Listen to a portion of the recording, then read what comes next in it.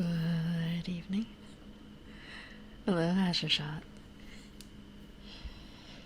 Hello, Wonder Asmer. Scream over the fireworks, Sister Dominance. I don't think so, bees. I'm hoping. Okay, you may have just heard. I'm trying to go by the popcorn, like, testing method for this. If it's been over, I think, like a minute and a half without a firework, it should be done, right? It should be done. Well done, I guess. And also, thank you for redeeming. I'm gonna have some. Yeah, it's absolutely water. Absolutely water.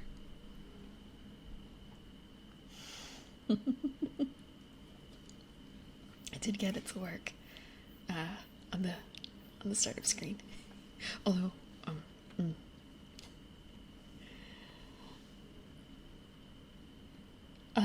oh, the glasses. I see it in my activity feed, and I saw it in the. Because you did it in the starting screen. It actually put the glasses on the character there.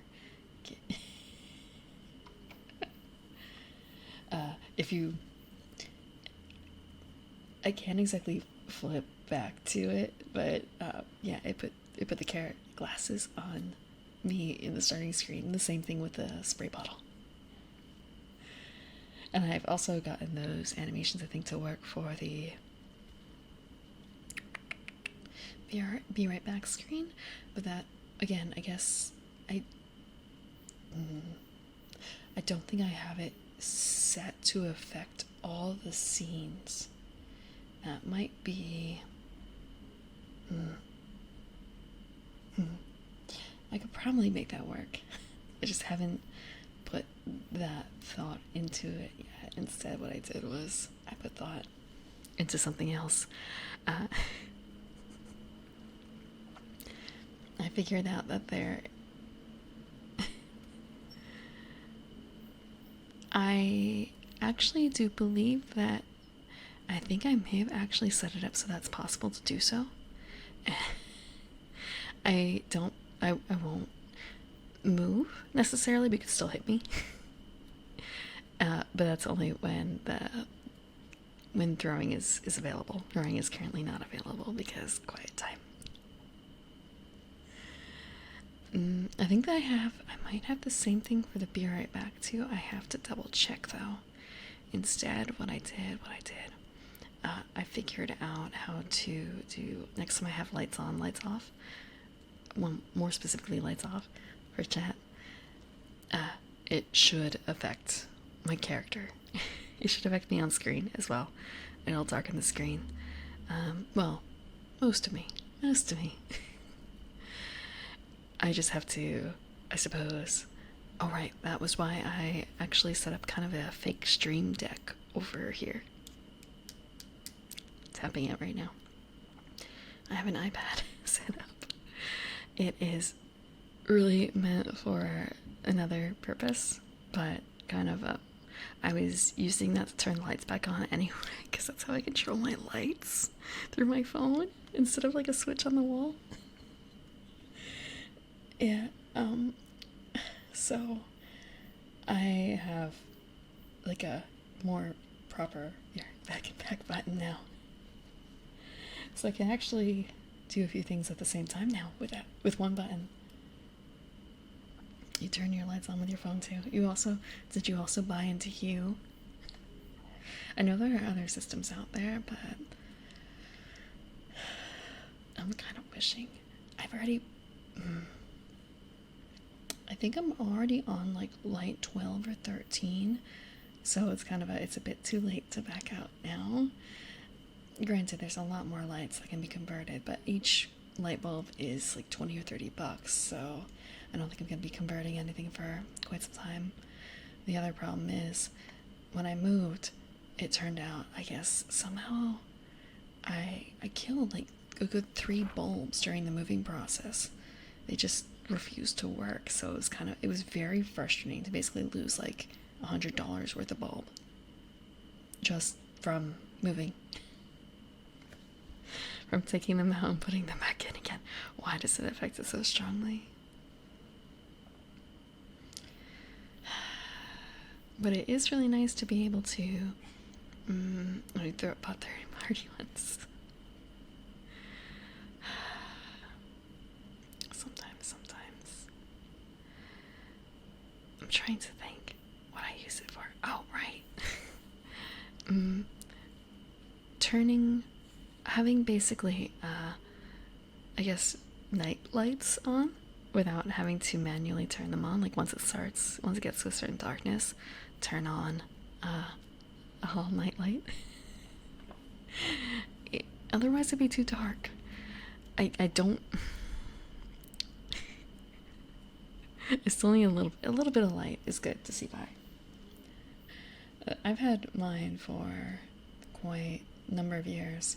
The other thing is that some of them are they're adding new things that are only available in the new light bulbs. It's very frustrating. It's very frustrating. There's a cool, like, flicker. I have, for instance, the night light I was talking about, the hall light. That one, I have it set so it flickers like a torch, like a candle at night, pretty gently. But not all my lights can do that. Yeah. Like, what do you mean I gotta upgrade my lights? These ones are still working. Can't you just do a software thing? Can it be a software update?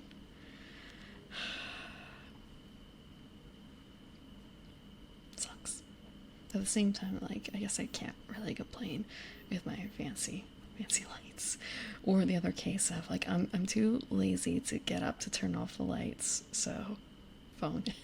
The phone's already there. And the same thing with turning them on. I believe Lord, I'm trying to think, like, she was tossed around when I talked to someone else about that. Like, wow, you really are lazy.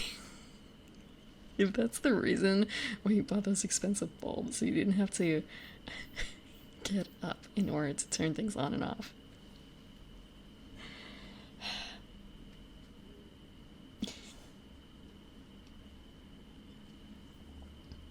Lazy elf. Actually, hold on. These are very clean. So, today we are going to be continuing more Dungeon World. Completely opposite side of the room from the light switch.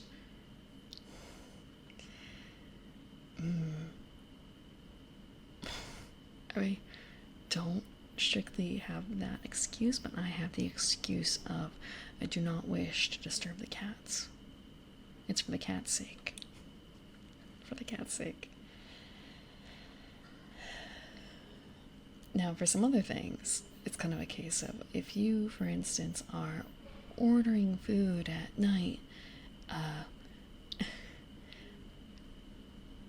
I would probably do that out in the garden. And I know eventually I'm going to have to go to the front, like out back into the house and into the front door to get the order. But at the same time, I want to turn the porch light on, but I don't have to go up there until it's there. So just kind of a remote boop, turn the porch light on. Yeah. I haven't had too much of that. They don't fall asleep on me. They fall asleep, I guess, a little bit on me, but not a huge amount. My boy cat likes to sleep. He likes to be Little Spoon. And he also likes to sleep between my legs. He likes, I guess it's the warmth. I guess it's the warmth. He's been like that since he was a kitten. Although lately he's been taking to actually coming up onto my lap to sleep like a baby. I shouldn't say sleep, but just like cuddle like a baby. I don't really like elven kids or human kids, but cat on my lap like that, yeah, I can do that. I can still hear the fireworks. I don't know if you can hear them all the time. It was really bad earlier. There's a lot of them going off, and the neighbors, or they're very irregular now. It's like popcorn.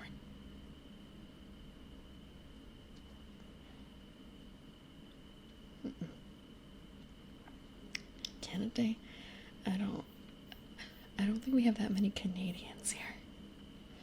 I don't think.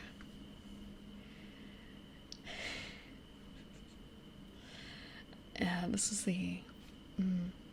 I suppose it doesn't really matter for the next 2 days because I don't have any planned. It's not my normal streaming days.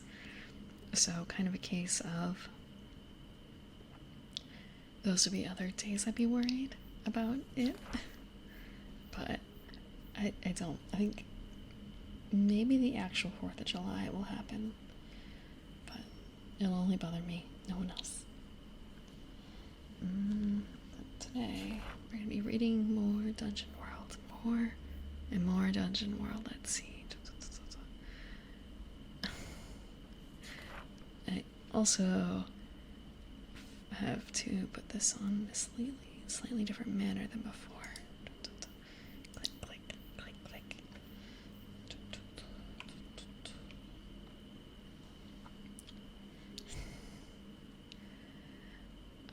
I said before that if you had certain settings, you could print a PDF basically with reverse colors.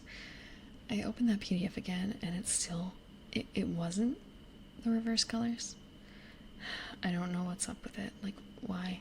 But when I open it in a different reader, it's fine. So at least I have that, but I don't know how replicable this is for other people. But we were going through, we started with equipment. And we got through more than a few pages. Right. We got through, I think 2 pages. No. 2 pages. 3 pages. Yeah, we got through 3 pages. Yeah. Oh, well, we also got through, like, this stuff, which is about just what different things mean.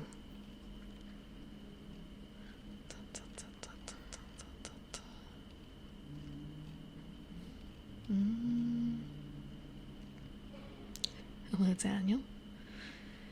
Plant lady. I'll take that. I'll take that over goblin. It's closer.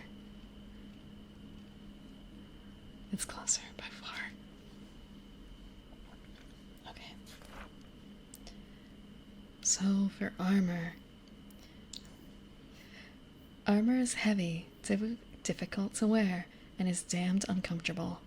Some classes are better trained to ignore these drawbacks, but anyone can strap on a suit of armor and enjoy the benefits it grants. Armor tags. Armor, like weapons, has tags. Some are purely descriptive, but the ones below have some mechanical effect on the player wearing them. N. Armor. It protects you from harm and absorbs damage. When you take damage, subtract your armor from the total. If you have more than one item with N armor, only the highest value counts.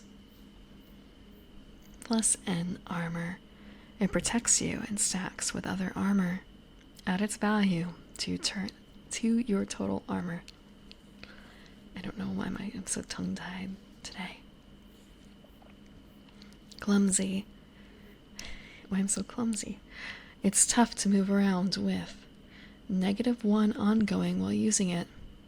This penalty is cumulative. Actually, I think I need to move over a little bit. Hold on. I'm hoping this won't be too loud. I just realized I might be out of it. Thank you.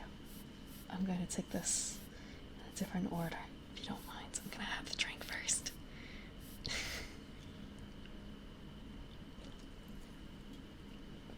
Also, thank you, Ayub, for the follow. Or is it Ayub? Creak, crack. That's not my back.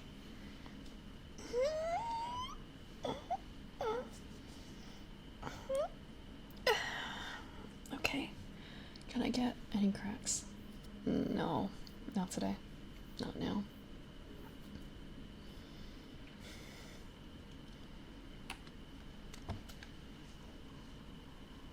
And posture check. It's not so bad right now. It's not so bad. Although I do have to realize I have to move my desk, my table here a little bit. I rearrange things a little bit in the garden, so it's just a little closer than usual. Back cracks. I don't really crack my back all that much. It's more of a, I guess, like overstretch, but I guess it doesn't take a whole lot necessarily to do that to me.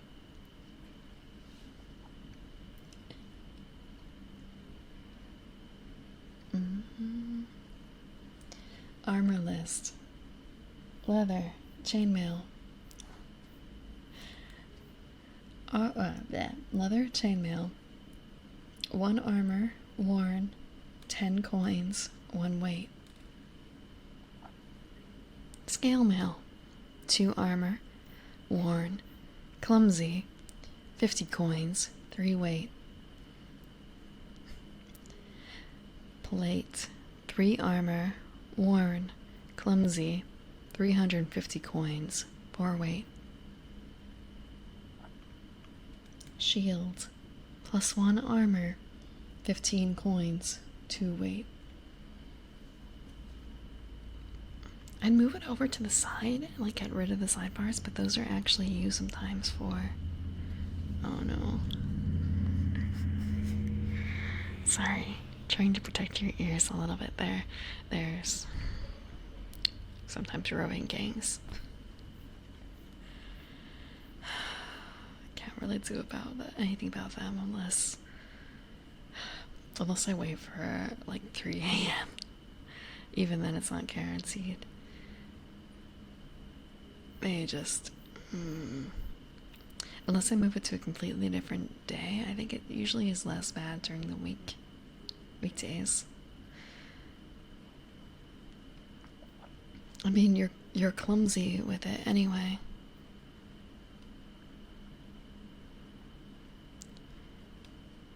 I believe. I don't know if there's a way to deal with it. Unless there's... Unless some classes get to ignore clumsy tags.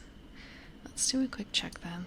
Is there any way for someone to deal with it if they are, say, martial types, have it as a move? It's been a while. Let's double check. You can see the sidebar now. We have parlay, special moves, hirelings, making moves, character creation, advanced moves. Oh, that's advanced moves for the bard. Oh, this really opened up everything. Everything. We don't need any roads. Wow, that's a lot. A lot. Oh, because that's the entirety of cleric spells. Advanced moves. Starting moves. Bend bars, lift gates. Ignoring... Okay, you ignore the clumsy tag. Okay. I'm going to guess that... I wonder who else has this ability. Yeah. Yes, Witziker. This is a tabletop RPG, fantasy themed, and for the base classes you have Bard, Cleric, Fighter, Thief, Druid, Ranger, and Wizard, I think. Yeah, these aren't proper classes. I would like to get those in the future, but speaking of which, I may have mentioned this, I received the first sketch for our second outfit design, and I'm really excited for it. You have no idea.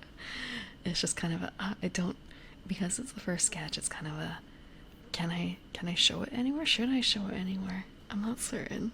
I don't want to step on anyone's feet, so I'm gonna keep it hush hush for now. But when I go through with getting that made into a live duty outfit, I am going to also get proper glasses for it.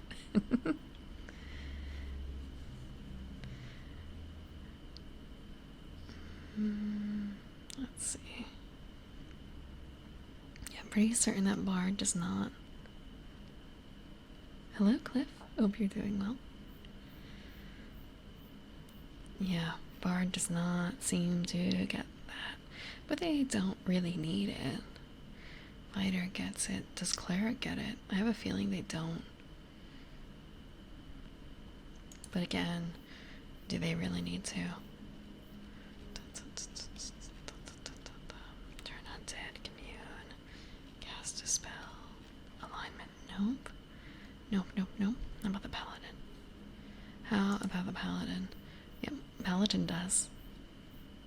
Roll for romance. Not exactly. No, it's not that kind of thing.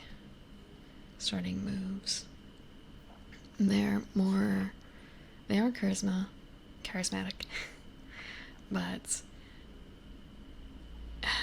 that would be probably a bit more involved than that. You never know. You really never know.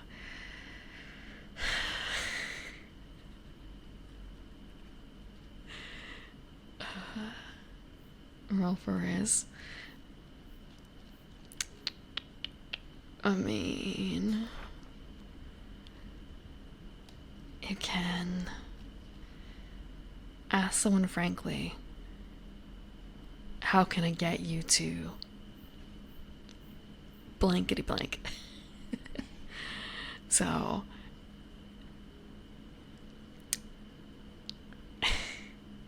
sort of.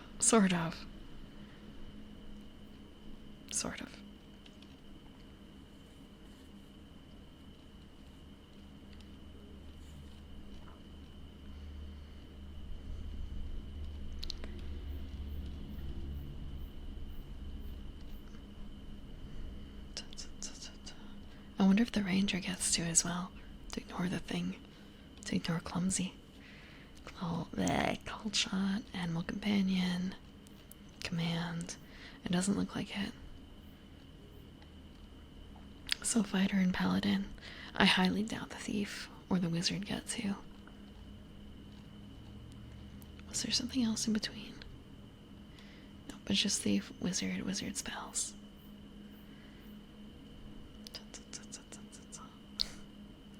Thank you for the 5 bits. That actually reminds me, I need to make an adjustment to something really quickly because I forgot to change it. And actually, is it Mr. Ant-Man or is it M. Rantman? Are you an Ant-Man or a Rantman?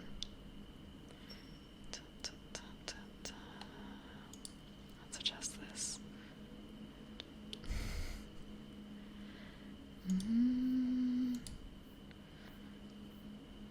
Okay, turn that off. Turn this off. Is there anything else I need to add it to? I think, yeah, there's one more thing. Hold on. Yeah. Ant-Man. Super Ant-Man.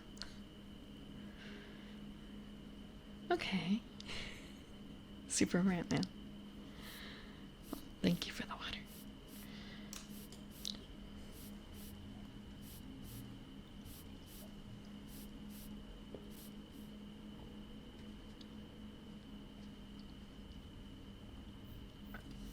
Thank you for the follow, Super Ant-Man.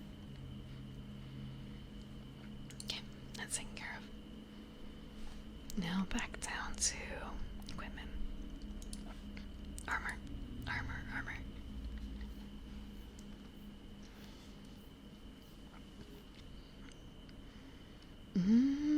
let's see. Actually, is there one more thing? Okay, it's still working. So we covered the armor. There's not a whole lot to it, is there? Yeah, that's it. That's all the armor. You have 4 choices of armor, please. 3 choices of armor, and 1 armor accessory. Choose wisely. Although I suppose there really isn't a whole lot to be chosen. No one's gonna have the money for plate. No one's gonna have the money for plate.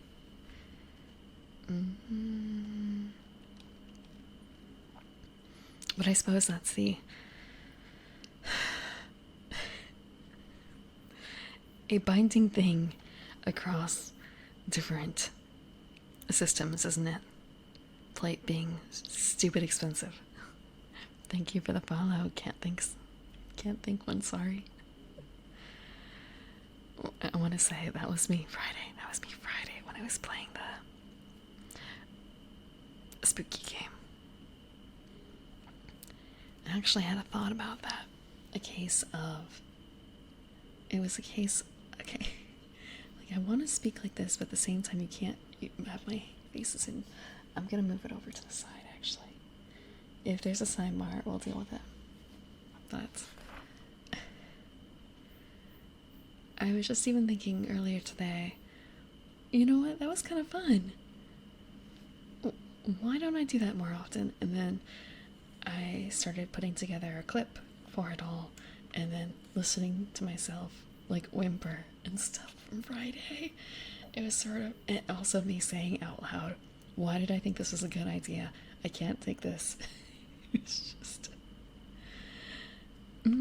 yeah. Hello Coast. The fireworks with the summer in general, it's a lot noisier, and you can probably hear the noise even right now. So I have to start later on Sundays. I hope that once the season is over, I'll be able to revert back to 5 p.m. on Sundays. And then when I was going to start at 9, almost 2 hours ago, but fireworks started then. The fireworks, yay. So I didn't want to start with that, like, booming multiple times a second. So, delayed. Listening to myself whimper.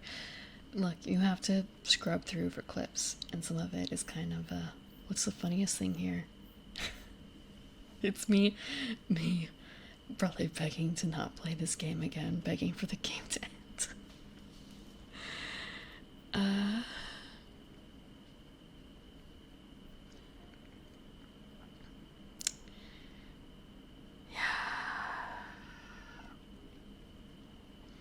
How much positive reinforcement do you need to get you in a more spooky game?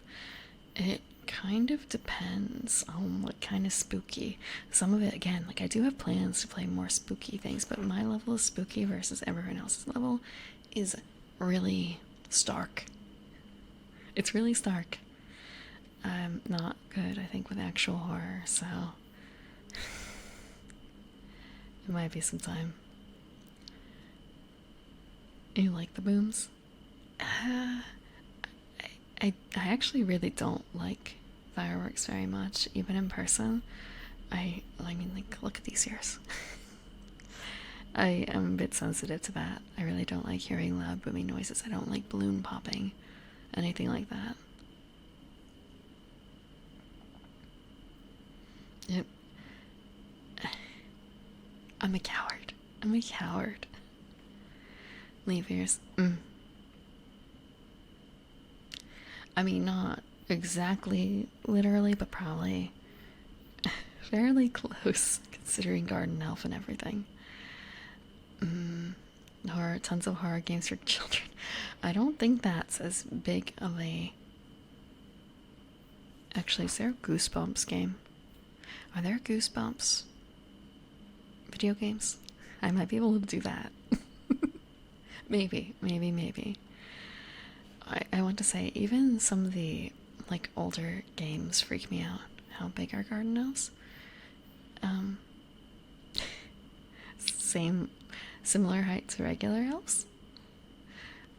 I'm, I am almost 5'5". Not quite. It's not particularly tall. It's not particularly short.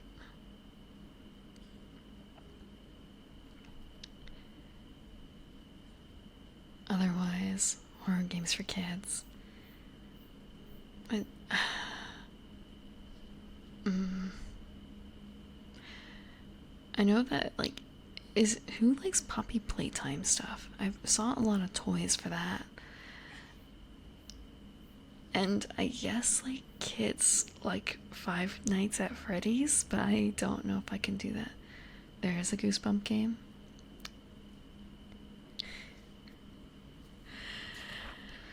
I'll have to think about it. I'll have to take a look and also see how it's available. Yeah, jump scares would freak me out a lot.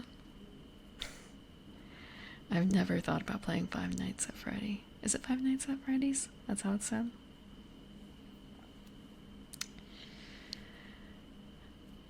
There's even like, oh, there's like I guess the back rooms, but at the same time like that. I once upon a time I lived in a place that basically if I wanted to go through certain places, I would have to go through back rooms, like places alone. Sometimes in like passing through dark hallways. Windowless, dark, underground. Maybe some slight dripping noises in the distance. I think during that time frame I was a little bit desensitized to parts of it, but it still was kind of freaky. Also because locks. It was the kind of place where the doors were locked, and if you forgot your key, you were it's not that you weren't completely fucked, but you would have to retread back where you came from. Amnesia game? The Majora's Mask. I've seen people play that. I don't know how freaky it is. It didn't seem that bad. Do you think fairies see firecrackers how we see hand grenades? Absolutely. Large destructive force. Even things like well, depending how big the fairy is. Even things like the throwing poppers, I think, could be really destructive to them. I don't know what the Amnesia game is. Roblox? Is Roblox not kind of like a Minecraft thing? Not Minecraft exactly, but just in the same vein, like it's a survival block builder? I don't know. I've not given a thought to Roblox.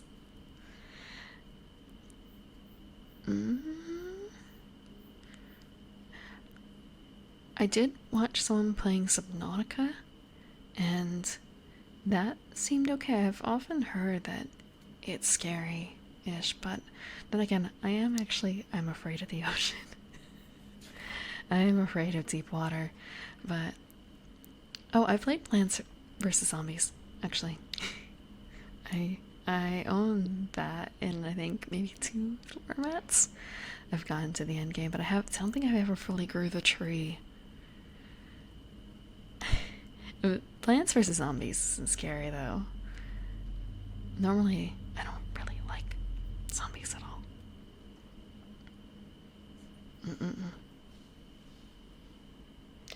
Ah, it's a game engine? Okay. I could play Plants vs. Zombies on stream. I hate to say it, is that considered retro now? Is it retro? It was a PopCap game, right? Actually, it was a PopCap. Wait. I think the lights just flickered. Make your own game stuff, though. giving a fairy a sparkler.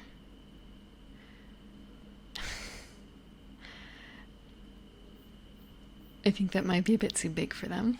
That might be a bit too big. Yeah. Yeah. Thank you, but what's this for the follow? Actually grabbed out my copy of Folklore, which is on the PS3, and I was planning on setting that up tonight after stream, so I would be able to play it hopefully on Wednesday as my replacement for Legend of Mana. And it's kind of a case of I can put this on the retro category, right? That's fine. It is painful, but I can do that, right? Thinking, wait, this came out, when did it come out? Over 10 years ago? Maybe more like 15? Something like that. I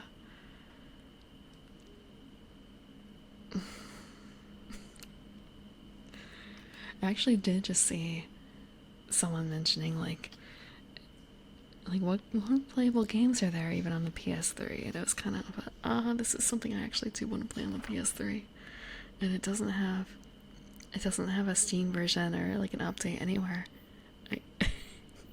It's either emulation or actually dragging out the PS3 for the physical copy I have. Let me see. Clack.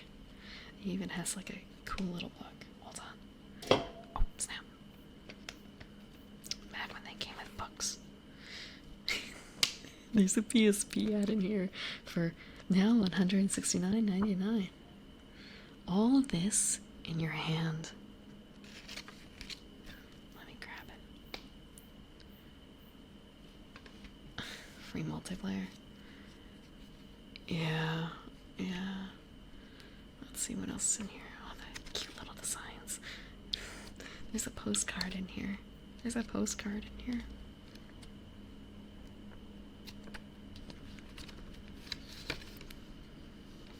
Doolin Village Atlas. These are the various structures and points of interest to be found in Doolin Village. Check here if you get lost or want to pick out a new destination.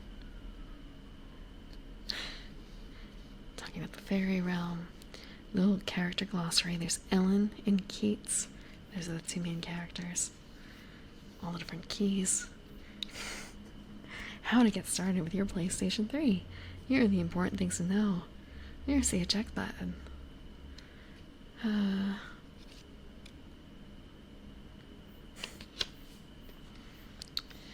haven't actually tried hooking up the PS3. Oh, actually, to put another thing back. When I popped open the case, I found out that there's actually two games in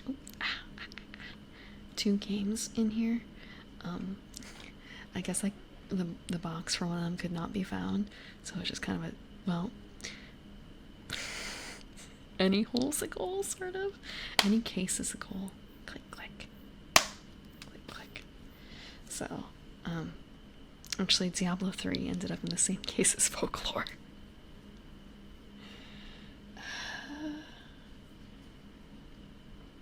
Click, clack. DVD? Not DVD. PlayStation 3 case opening. Yeah. Hey, look. It's, well, actually, I guess any spindle, is that what it's called? The centerpiece that actually holds the game. I guess it's like the opposite, actually. Any spindle's a goal. Any pole's a goal. Any pole's a goal. That's how it goes. Any pole's a goal. It's just a very, very short pole.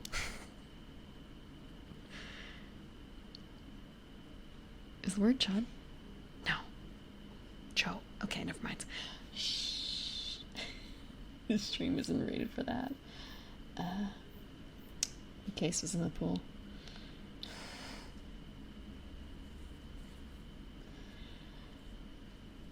And spin the toilet. So short, it's average. In this case, Folklore, I'm sure, has a great personality, and that's why I'm going to be playing it. Exactly why I've saved this game for so long. There's a ton of other games in my collection that have excellent personalities. Thinking about what else I have that's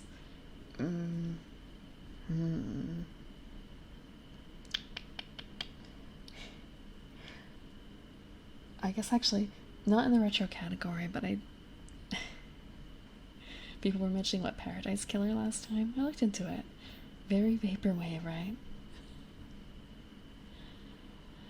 Hello, Vane. Hope you're doing well.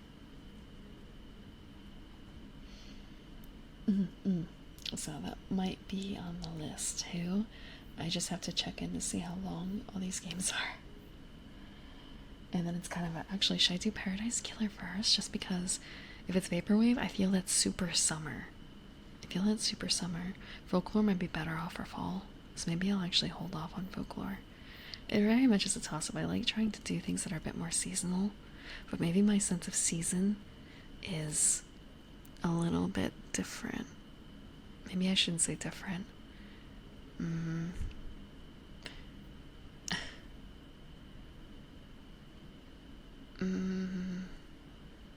I can't exactly say avant-garde either. I'm just not certain. Thank you, Banana Girl, for the follow.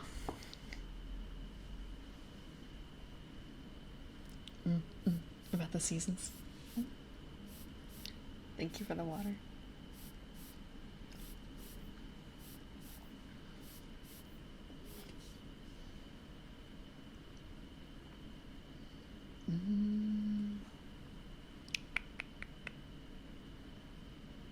Okay. Yeah, Folklore is, yeah, it's a little bit more spooky, but then again, there's Jump Scare July. Jump Scare July. I think that late summer is also a good time for scary stuff because that's, okay, maybe I'm just a little adjusted by Jaws and the summer camp slasher type stuff that goes on. I think that deep into summer is also good for this sort of thing.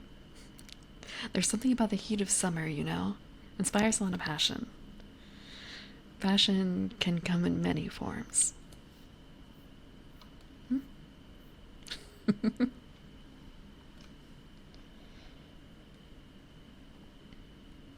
see. Okay, so for dungeon gear, we have adventuring gear. The first piece is adventuring gear. It has 5 uses, 20 coins, and 1 weight. Adventuring gear is a collection of useful mundane items such as chalk, poles, spikes, ropes, etc. When you rummage through your adventuring gear for some useful mundane item, you find what you need and mark off a use.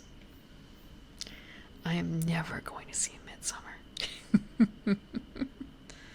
Never, ever, ever.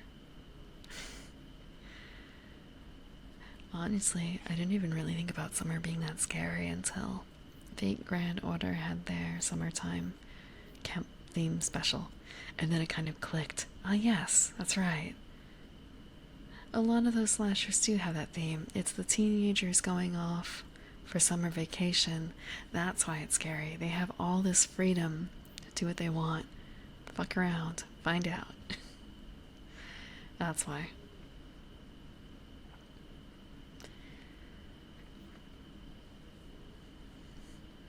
Let's see. The real horror is unleashing teenagers on the world.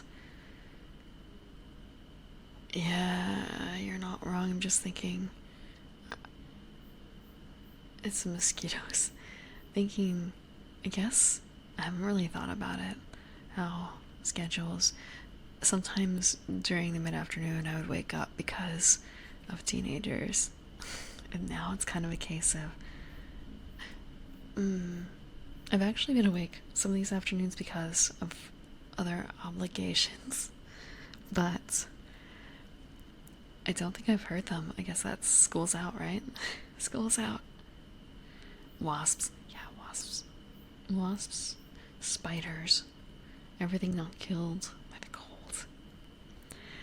But mosquitoes would bother me. But I just try and make sure that I wear stuff against it. But I can't really fend off the wasps.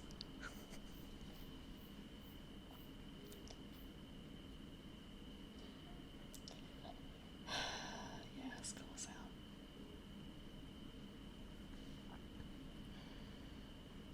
Actually, does that explain a bit for other things? I did attend someone's graduation a few weeks ago now I think about it. Actually, I wonder if I've seen them on Steam or anything like that.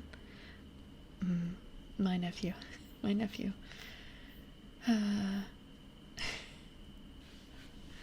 It's been so long since I've had to worry about anything like that. It's been... You know, once you're out of school, it's easy to kind of forget that summer is not necessarily something that's free. It's not a particularly free time. It's just another time of year. But I suppose that's part of having a real set schedule, isn't it? The same thing with Monday through Friday and Saturday and Sunday. If you don't have something to anchor you, you'll drift afloat.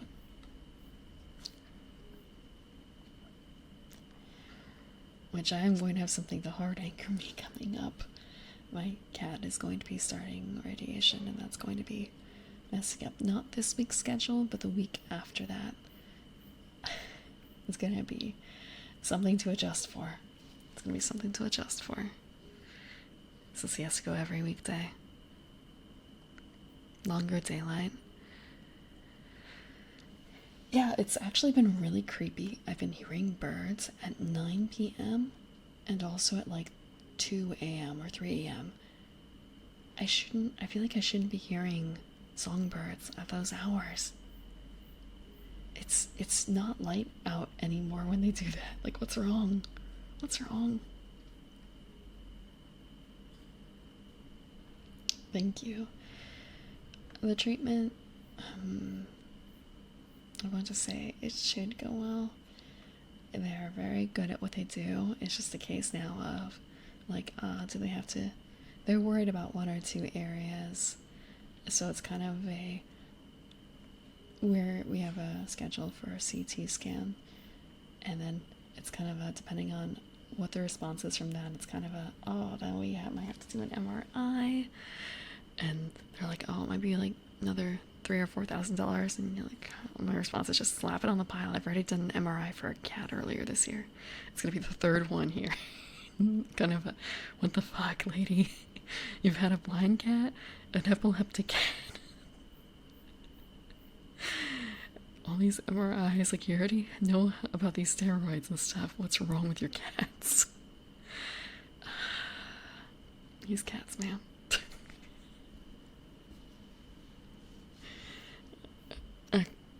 Accidentally special needs.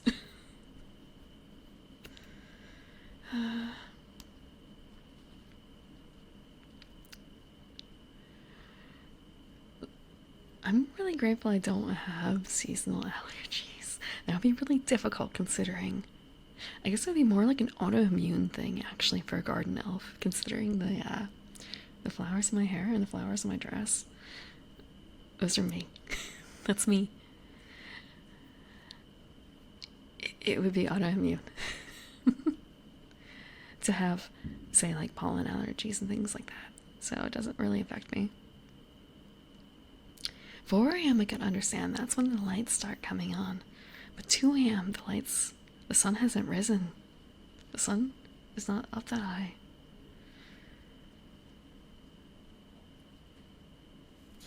Imagine, yeah, autoimmune disease. Not impossible, just it would be it would not be fun. It would not be fun. I've been out in some places when I've not heard any wildlife, and that really got me worried. And then I freaked out so much that I ended up like falling. I was on a bicycle, so I started pedaling faster because I was worried to like get to a more congregated area with people, and I ended up basically a one elf crash at that point. And then someone came around the corner, like a couple on a bike or something like non-threatening. I was kind of like, well, all over, like dead silence, and then like a slight rustling in the brush.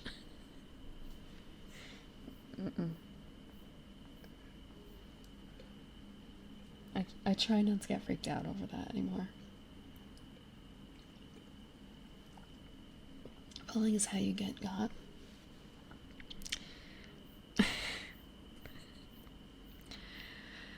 Yeah. I Do I strike you as a particularly calm person? A particularly unflappable person? I assure you, I am not. I am not. Mm-mm. Mm-mm-mm.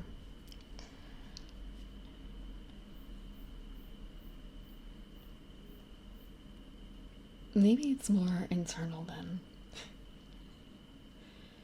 Like when things get spooky, I'm super easy to freak.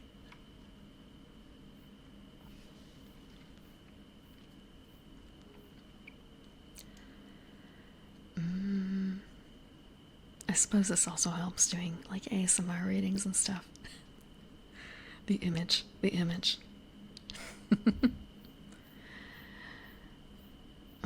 What's next?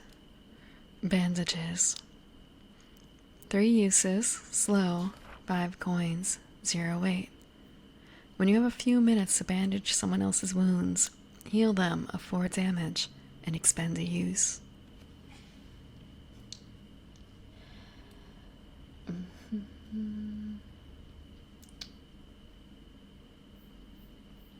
I wonder if it's a little different for streamers. Just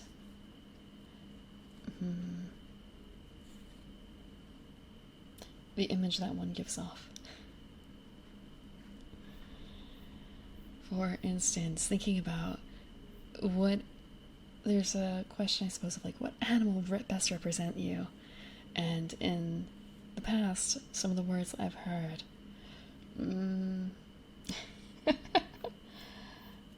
Thinking about them, I don't know if that's the words that chat would use, for example. The same animals. I don't know if they would appear.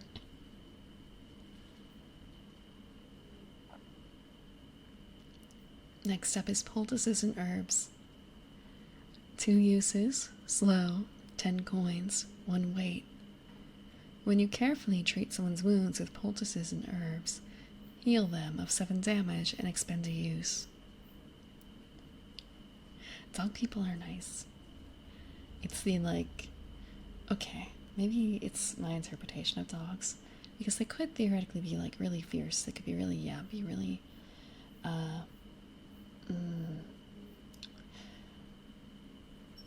aggressive.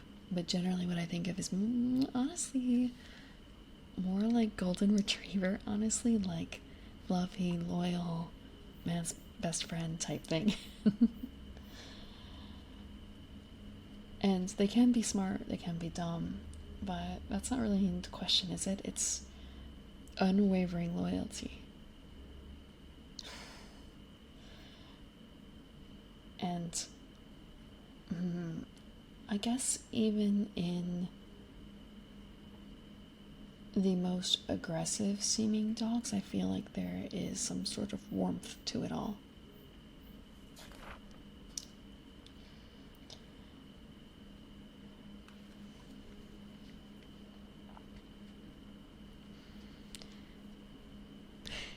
Golden retrievers' IQs in the negatives.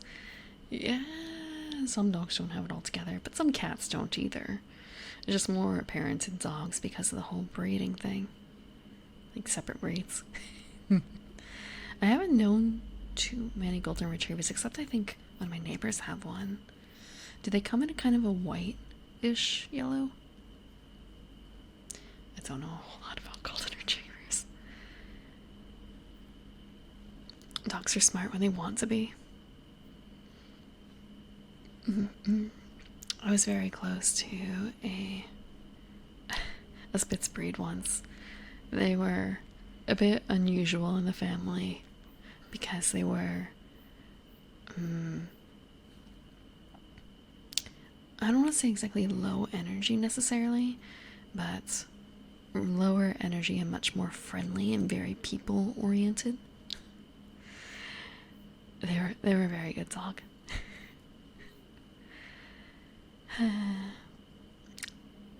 Thinking now, with COVID and everything, a lot of people took in dogs. It's kind of I could have a dog again if I wanted to, but the cats fulfill just about everything the dog did, to be honest. I don't think it's necessarily every cat can do that, but the cats I currently have do that for me. They are very cuddly, very attached. Bark at geese and try to touch their eggs. So she has a future as a geese warder. That's a legit a legit job that some dogs do, you know? I've seen those appear in certain I want to say, I guess, like corporate locations. They'll hire someone. They can't like the only, I guess, really effective way to scare off the birds is to hire someone who has a dog trained to do this, to like scare off geese. Especially because I think I'm trying to remember if like Canadian geese or something, you're not allowed to shoot them. Like you're not supposed to kill them. Unless it's a Canada specific thing. But yeah, if you can't illegally murder the birds, just get a dog. Get a big dog. Scare them off.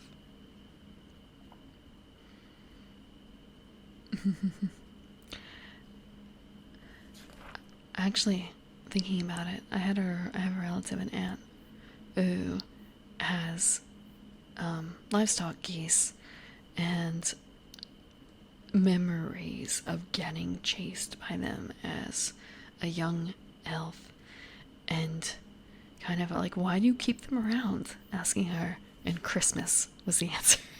Christmas. Kind of so that's when you get your revenge.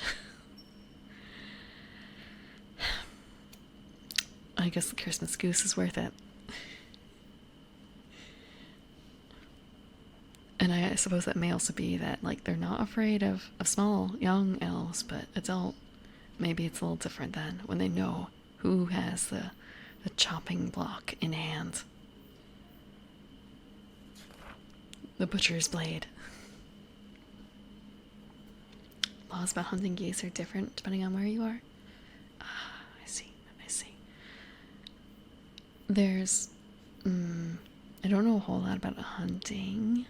I know in my area you are allowed to, I remember finding out that there are certain parks that you can hunt in, not with a gun, but with a bow and arrow. It's kind of an but of course only during certain times of the year. It's just kind of a, really? Are you saying that when I went like sledding and stuff when I was much younger, that could have come across someone with a bow and arrow in the woods? Again, not allowed to necessarily go shooting there. I suppose maybe it's kind of too disruptive to hear gunshots in the area. However, who's gonna hear bow and arrow? They might also not be expecting anyone to actually do that, so kind of a de facto, or maybe de facto is not the right word. effectively a ban.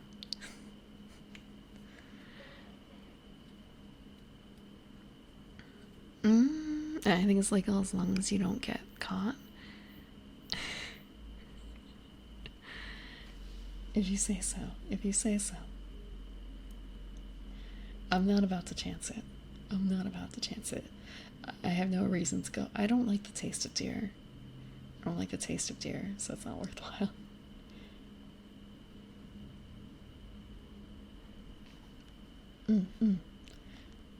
Yeah, I know that a lot of species have game, well, I guess, is it game limits? Just limits on how many you can catch. There's like a trout stamp thing, right? In some places. For instance, for fishing.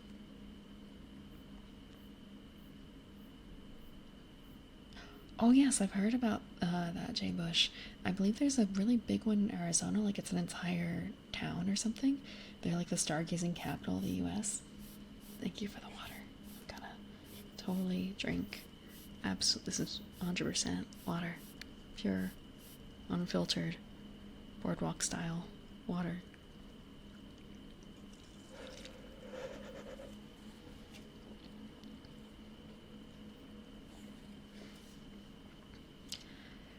It would be interesting to go to one of those.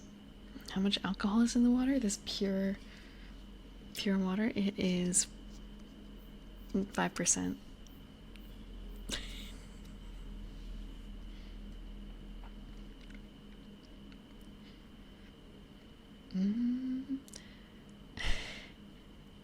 Yeah, I have heard of that. There's also the case of some of that's right, the next solar eclipse, right? That's coming up. It's 5% pure. It's 95%. Actually, no, it's not that. It is 89%.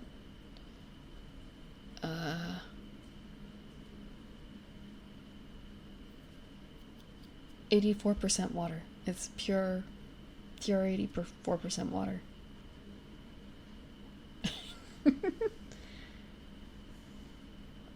My math could be wrong. My math could be wrong. Next March. Yeah. And that's actually going to be across the Northeast US, right?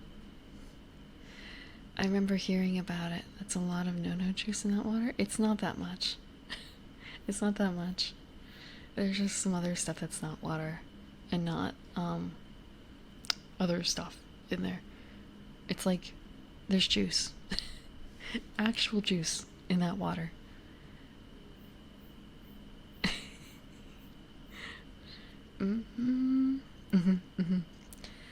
So, I'm looking forward to that because I should be able to have a good view. I should be able to have a good view, I think. Or I'll be able to travel for a good view for once. Thank you for the following, Kinga89. Is Kinga based on... Am I thinking of... there was a dog manga that I think had that. Like the name of the protagonist was Kinga. Unless I'm thinking wrong.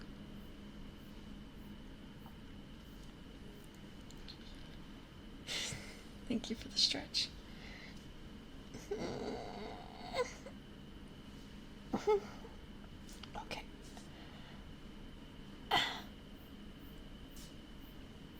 Okay.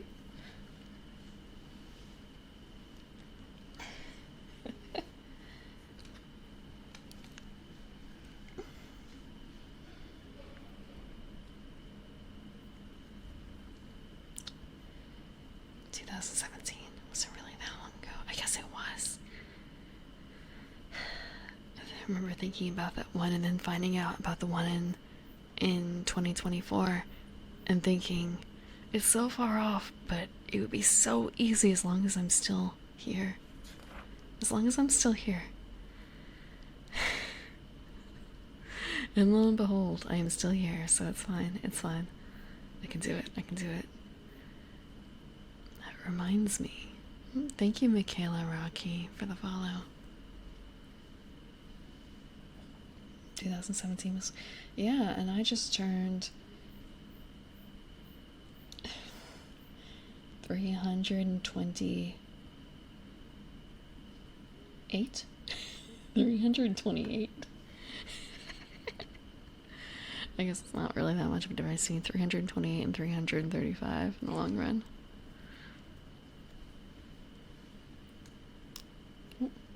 Cannot be turning 23. So young, so young. So much future ahead of you. I mean, humans live to like 80, right? So that's not even a quarter way through. Actually, wait, is it? Am I doing the math right? Am I doing the math right?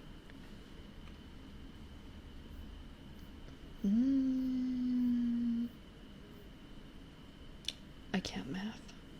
I can't math. Is it right?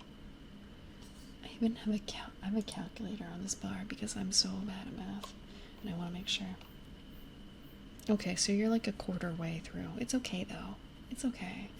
You're not a third of the way through yet.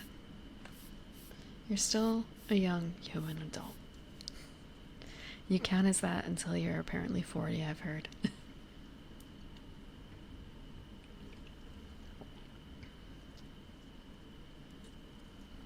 23, you're basically... No, do not put that on others.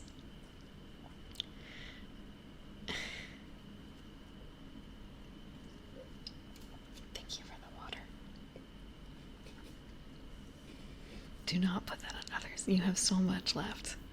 You have so much left. Hangovers don't hit as hard when you're that young. All-nighters don't hurt that much when you're that young. I want to say it's a lot easier to... Your body is better at self-preparing at that age.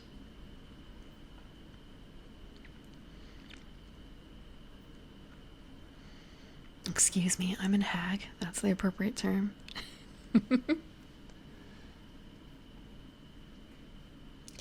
Yeah, I've done a few all-nighters. I hate doing them though in hindsight. And during the actual all-nighter, it's kind of a case, well, all-dayer. It's kind of a like, can I get through it? And oftentimes it's kind of a nope, I'm just gonna pass out. It does not matter if I have something to do in a half hour. I'm gonna go take a 15-minute nap, and it's gonna be a 6-hour nap. Hello, words. How are you doing?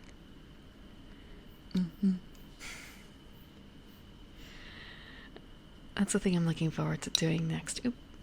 In Legend of Mana. Thank you. Speaking of which, next item. We have the poultice and herbs. Now we have the healing potion. It is 50 coins, 0 weight. When you drink an entire healing potion, heal yourself of 10 damage, or remove 1 debility, your choice. Next is the keg of Dwarven Stout.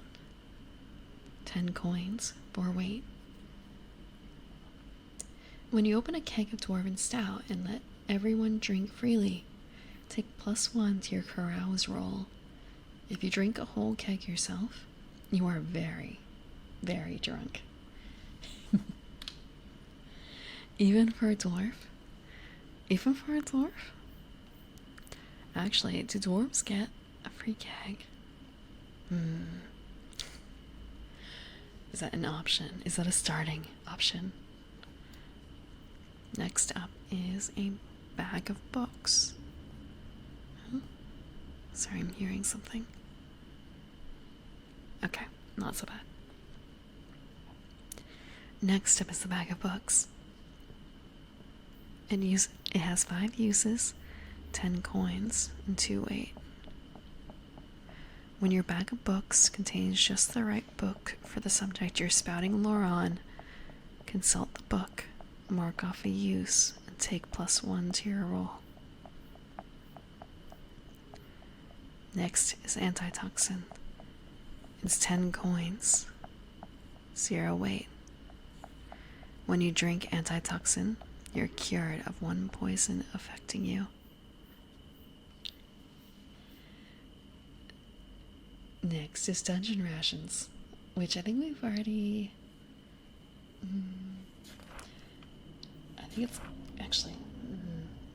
I wonder if that's specified in the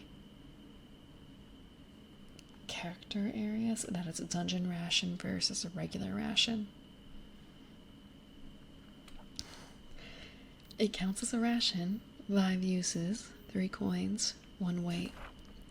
Not tasty, but not bad either. I do want to check after Personal Feast to see if there's other rations. I mean, there is, since we have the Personal Feast.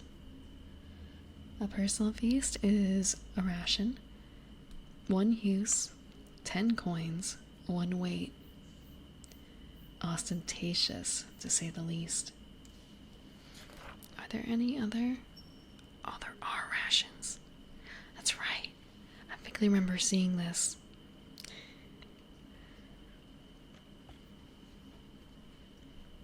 Snake plant clipping? What is a snake plant? I've heard of spider plants, but not snake.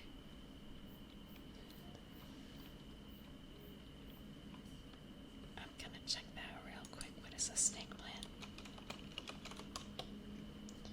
Dungeon Meshi? Oh, it's one of those. Okay.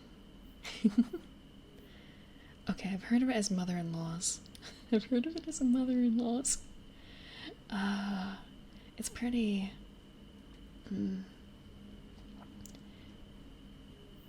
Are they that?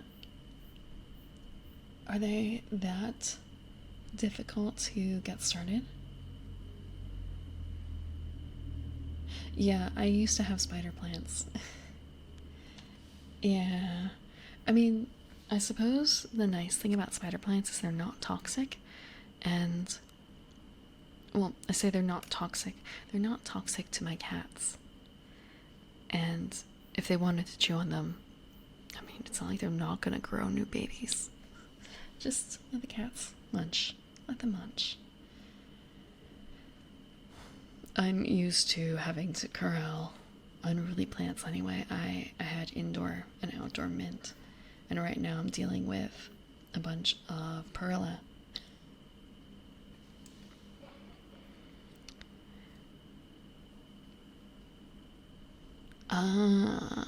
Okay. I would like to have a few more indoor plants, but I have to be a bit careful with the cats. And I'm thinking about some other times I need to make sure that the cats can't actually get in the pots, because I think that they would very much like that. It's frustrating. I've had some indoor plants, but they got knocked over in the end. So it was just very messy. Could not keep them. Dungeon Meshi? I haven't actually read Dungeon Meshi in a long time. But yeah, different rations. You know. I think that that's a kind of a fun thing to bring up in games. For, like, this is something that I picked up. I say picked up. I haven't gotten to use it anywhere else, but it was a really fun mechanic from Argon, I think it was. I could be wrong on the name. It was, I believe, at the beginning or the end of the session, the players are presumed to be basically around,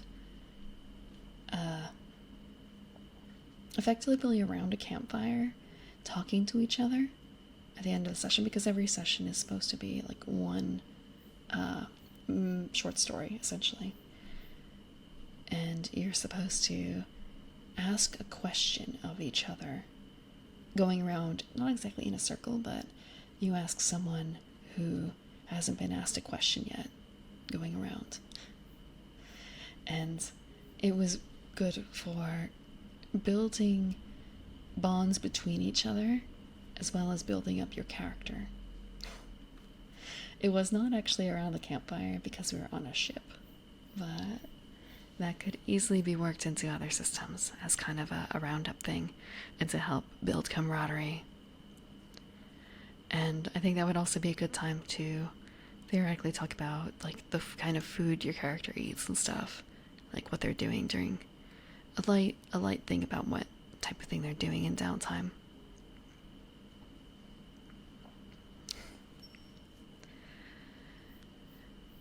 Otherwise, I remember seeing pictures online of someone building a bunch of different rations per race. Sometimes perhaps even like sub race, because this was D&D based. I don't really know how much different a hill dwarf would have for rations versus a mountain dwarf, for instance, but I'm sure like a drow would have much different rations than a wood elf. That sort of thing. Why are you dumb? Oh, it can't be a question like that. Oh, that's sad. That's sad. And it's not like you can't. I guess you could theoretically ask the same question twice. I'm gonna pick up what the book is to see what the exact ruling on it. I say exact ruling. How it was supposed to be. If I can find it, I need to make sure that the name is. I feel like it's not actually what I said it is, just because. Oh. It's not Argon, it's Aegon. Oops. Aegon. Where is it?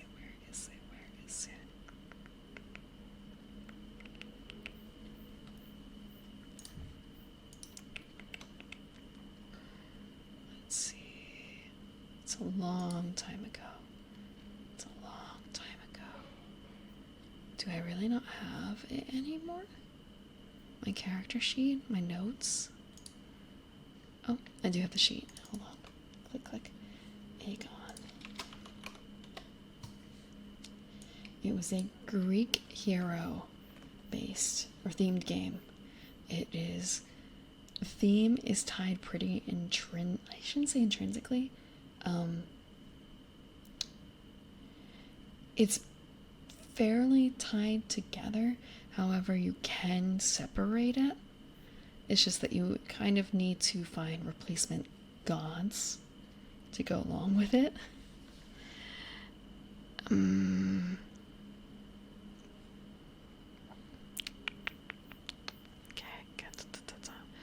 Okay.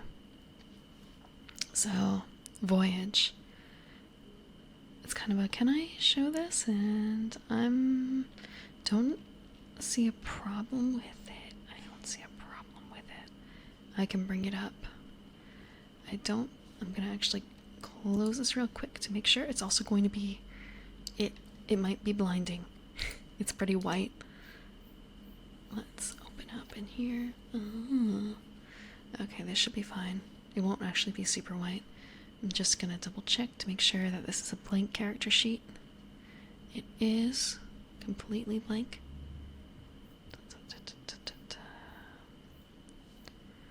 So this is an Aegon character sheet. Actually, I have to move it back over a bit. Can I fit to width? Fit to width. Thank you for the water.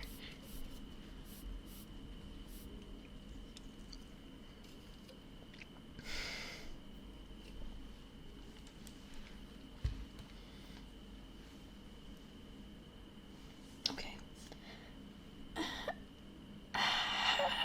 Okay.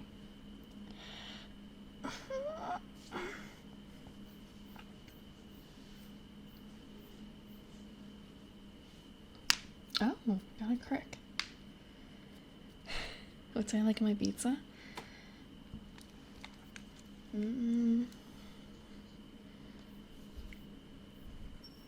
It really depends. I like arugula and prosciutto and parmesan. But yeah, those are my knuckles. Sorry. I try and get them cracked too for stretches, but it doesn't always happen. Like, not everything can crack all the time. Not if I crack like every 15 minutes. I also like anchovies sometimes. Shrimp. I've had egg on pizza, it's been really good.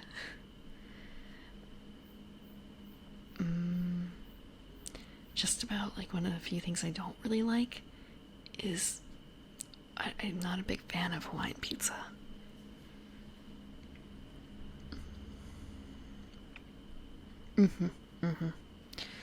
Yeah.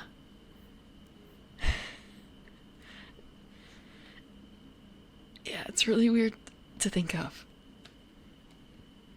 In terms of, like, yeah, that is air escaping through the joints, and, well, it's not like it does anything bad. But,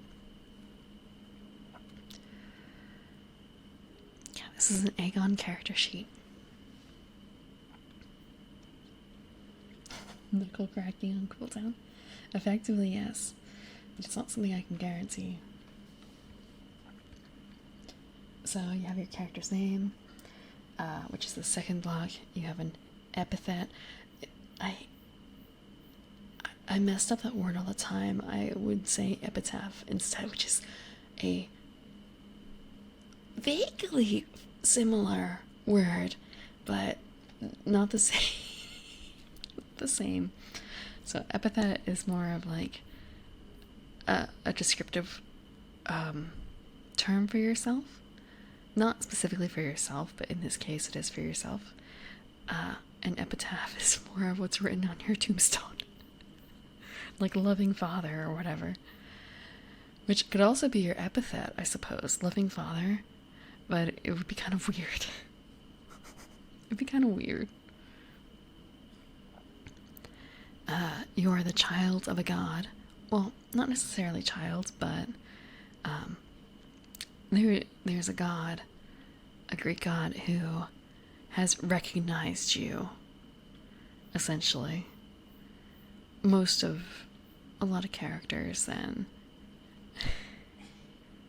are children, though, but it's not the only way.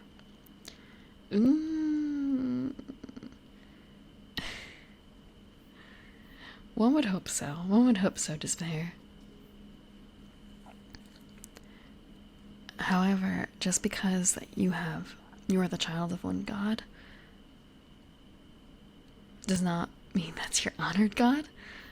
So, for instance, you could be a child of Zeus, but your honored god is Ares.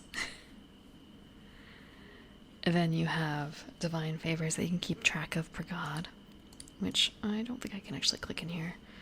There's a fate tracker, there's a pathos tracker, glory tracker. You can basically improve your name. Because when you're trying to do something, if your name would help you out, like if it's something totally in your domain, because your name is, let's say your name is, or not name, epithet.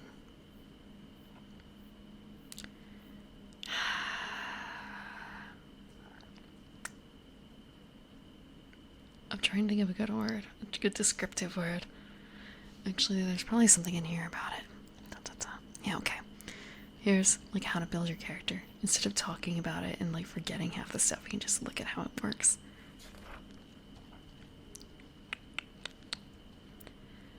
There's a list of epithets, so you could be clear-voiced or clever-eyed or shadow-wise.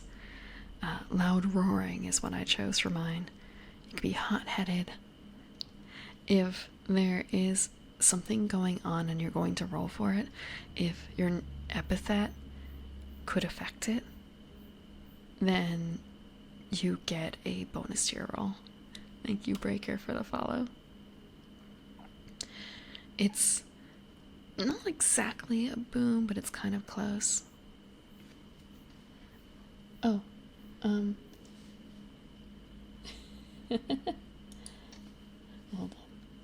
Yes, Ricker, it's fine. You can make fan art. Uh,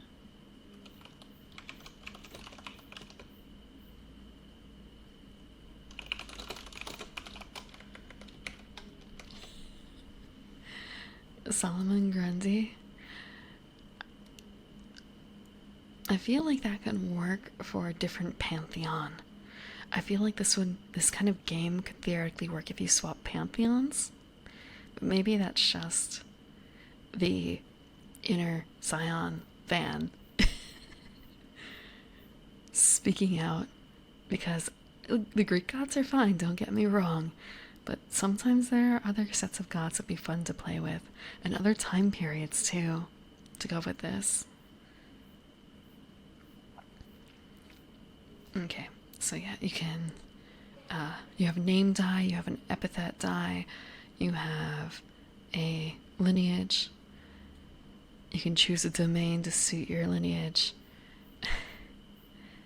you have bonds with your divine parent and also with other characters that can give you stuff. Oh,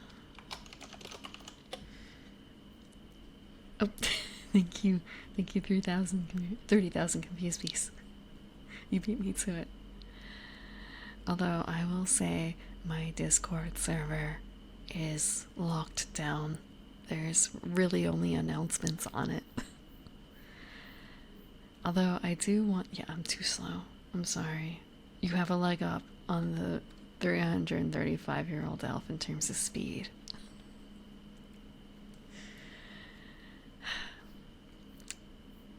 Yeah, I am thinking of doing another watch along of something. I just have to think about what.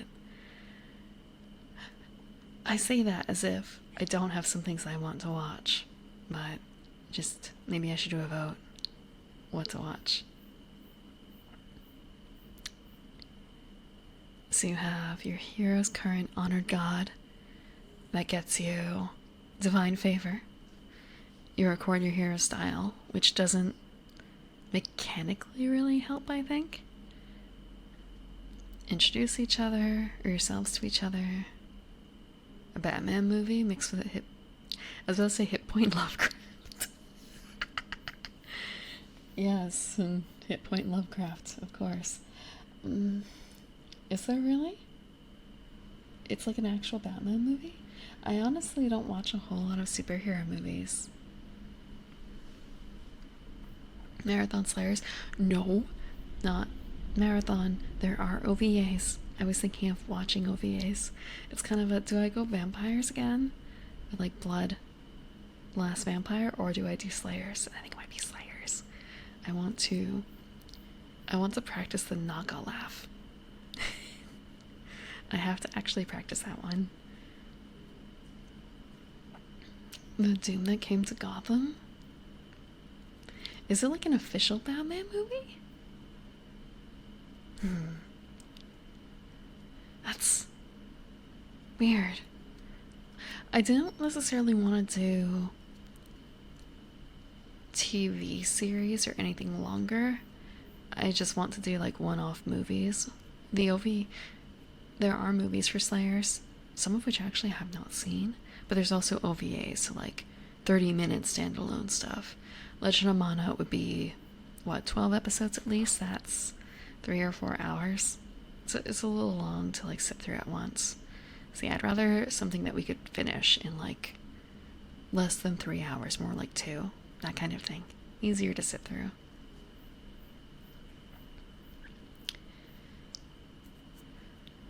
But yeah, I was thinking, like, I do want to eventually watch more of Legend of Mana anime.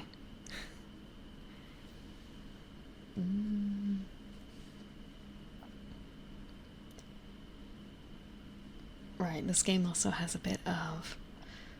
It's co-op, but at the same time you're fighting amongst each other to be the coolest, to be the best. So you have to kind of, at the beginning of the session, deal with leadership. Who is the leader of the group for that particular session? As a player, your goals are: create a mighty hero whose exploits we are excited to witness. Throw your hero against epic trials so they might prove themselves glorious. Compete with the other heroes to prove who is best. Embody the legendary virtues: acumen, courage, grace, and passion.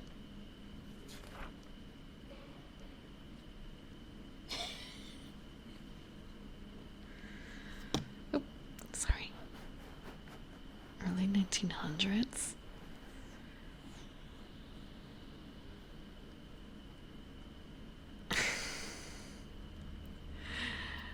Eldritch Monster Girl Eater was Friday. It was Friday. Although, they weren't limited to just being a girl eater. It seemed like they were non-discriminatory.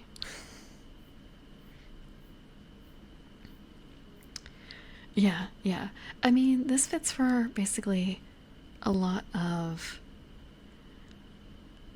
children of God sorts of scenarios, right? Is there a single pantheon where this sort of thing would be frowned upon, I feel like? Is there? I feel like most of them would be very much accepting. Backstabbing is, I hate to say it, kind of a foundation of humanity, isn't it?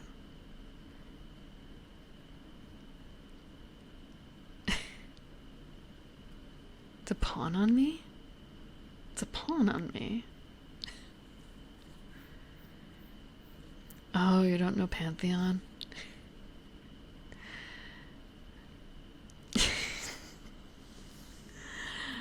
I mean, I guess when you break it down and actually wait. No, I guess the evolutions don't count. There is a pantheon of Pokemon gods, isn't there? Backstabbing isn't mandatory, but it's recommended. I'm even thinking about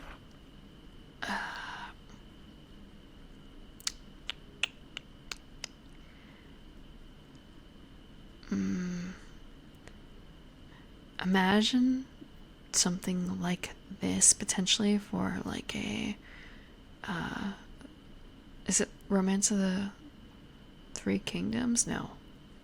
What is the... Is it Romance of the Three Kingdoms? With Guan Yu and all that? Because I also feel like this could work for that sort of situation. For that kind of campaign.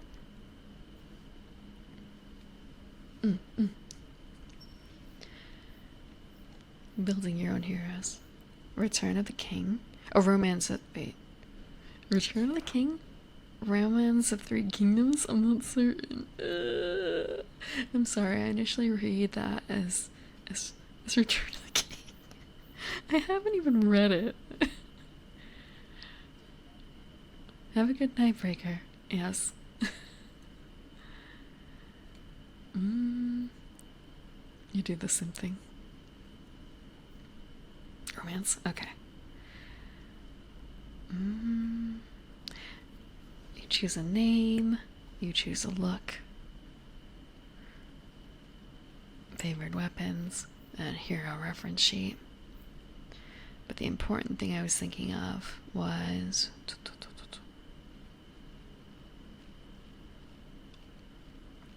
there's a lot of stuff in here. The voyage.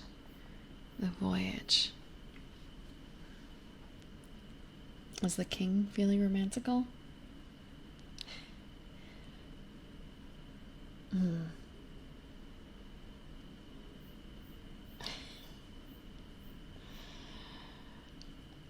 I don't know about that. I don't know about that. Do you want me to go ask?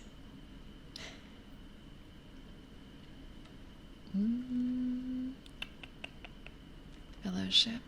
Yes, the fellowship is what I was thinking of. The heroes relax and enjoy time with each other. Taking turns, each hero player asks a question to another hero. That player answers, then both players take a bond with each other's heroes. And then the next hero takes their turn, strengthening bonds and asking a question of a player that has not yet been asked. At the end of this stage, all heroes clear their pathos. Is this not the nature? Is this not the nature of like tabletop games a little bit? I want to say for other games I've been in, DMs will sometimes take rules from other systems and like I shouldn't say like they weren't entirely rules, but they were bits of rules. Thank you, Husky, for the raid. How was your stream? What were you doing? Raid out of rage? What is only up? Hey, hello, Witches95. Hope you're having a good day. Thank you for the follow, Witches95. A rage game? What is a rage game?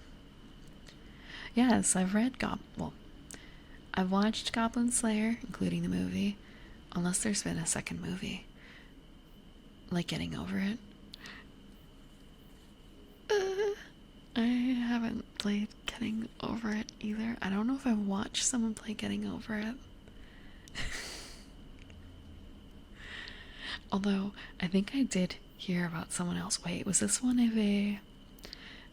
Was this like a subathon reward? I've heard of other people doing I think Getting Over It as a subathon reward. I want to say the light novel was kind of worse. The light novel was a little kind of worse. I think I have the first 2 light novels, maybe 3. I'm not certain. I'd have to double check.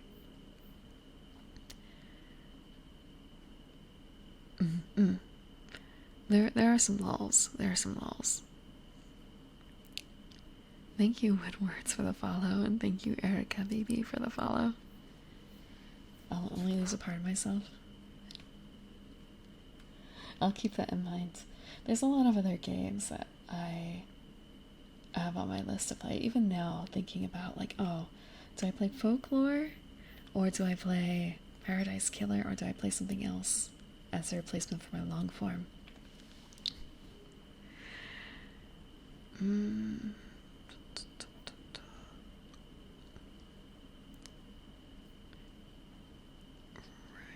There are other animes based off of RPGs, you know? Like, you've heard of Record of Lodoss, right? Record of Lodoss War. That was actually based on... In Japan, there's a concept that is basically I shouldn't say novelization exactly, but it's a play-by-play.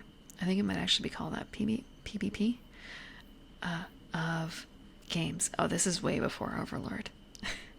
This is something that came out in the 80s. 1980s. So, it was actually, I believe, serialized in a magazine first, the play-by-plays. Of a Japanese group playing a fantasy-themed tabletop game. And the play-by-plays were so popular that it became an OVA series. I think I'm not sure if it ended up creating its own RPG system that was Sword World, or if they played Sword World first and just popularized it. I'm actually gonna check that up real quick, because Record of Lodoss is pretty old. It's actually like Elf was a class. There's also a couple spin-offs of Lodoss. I've not watched most of them. I actually know how to sing. One of the first songs I learned how to sing properly is actually the ending of Chronicles of a Heroic Knight. Three random words? What words? Also, thank you for the follow, Azrael Dark Fairy. Okay, so yeah. Lodoss started as a D&D replay. They're transcripts of RPG sessions. But let's see. Record of Lodoss, it is aged. I will also say that it is... I liked it a lot, and I was talking talking about it with my DM at the time, one of my DMs, and he brought up that he didn't like it for a very specific reason. And after I saw that, it was kind of a, well, shit. You're right. You're right. Damn. Any 3 words?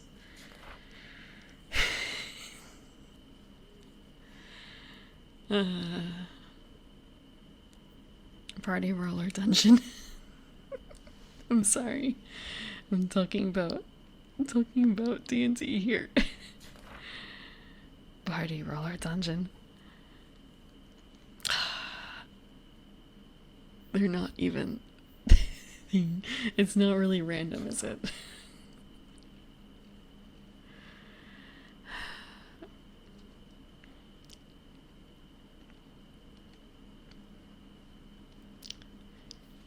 I do have a copy of Legend of Usania, which is another spin-off roller, which, like, I guess has multiple interpretations.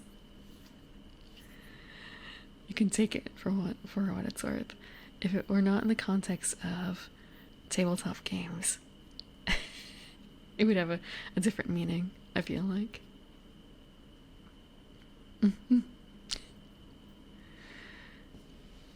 It's... Thank you, witches.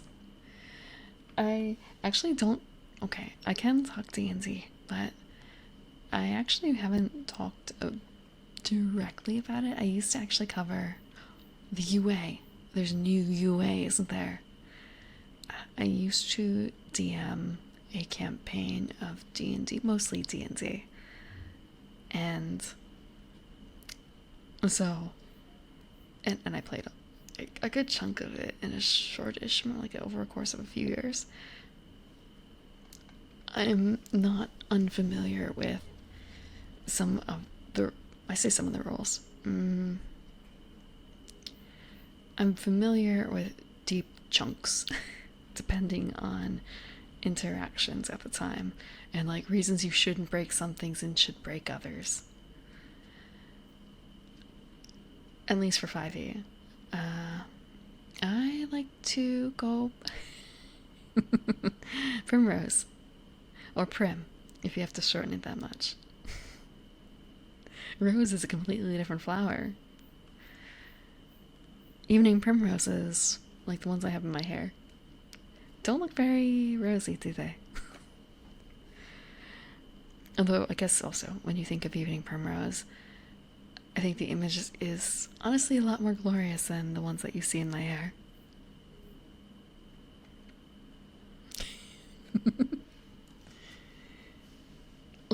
Look, the world of flowers is...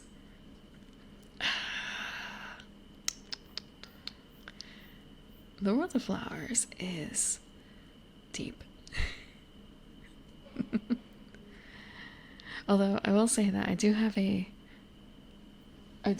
art tag that it uses the name Rose, but that was mostly just because I didn't want to make it that much longer, and it's not exactly a pun, but it has a dual meaning.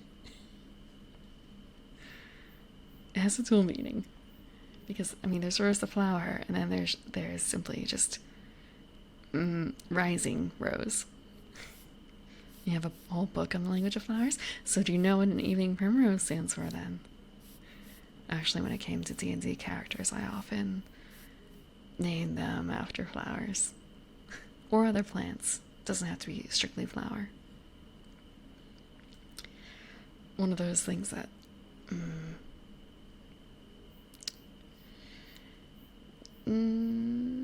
I guess it's really only for me. It's really only for me. Although, I do want to say, I'm wondering if some people may have figured it out. Thank you, Godman125, for the follow. For instance, I had a character named Asphodel. And, well, if you play Final Fantasy XIV, there was Asphodelos popped up, and it's kind of a... I know exactly what they're invoking with that name. I know what's going on here.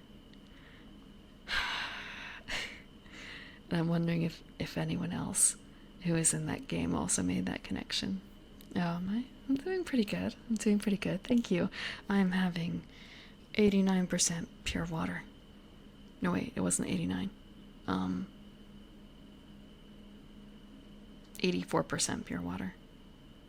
A primrose. That's a primrose, though, not an evening primrose. They're different flowers. A primrose is primula. An evening primrose is Oenethera. They're not the same.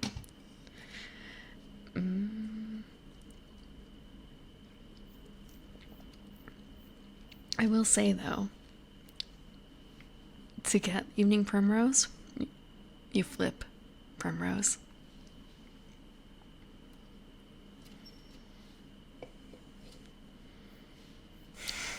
Yeah, it's just a different type of. It's just a. You know what? We like apples so much. Pineapple. Pineapple. The same thing with potatoes in French, right? Apple in the earth. Bam, everything's an apple.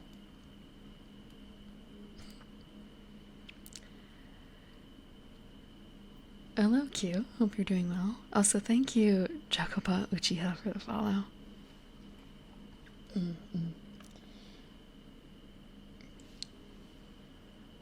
Yeah. Speaking of which, I did not ask the king. I have to go find him. He's probably, I'm thinking, he's been lounging in his hammock. So it's kind of a case of, although I guess, like, is it really king then? He might just be more of a little prince. I've heard of people describing them as like little emperors sometimes, and I feel like that might be appropriate too. That might be appropriate. He's probably lounging in his hammock. My cat.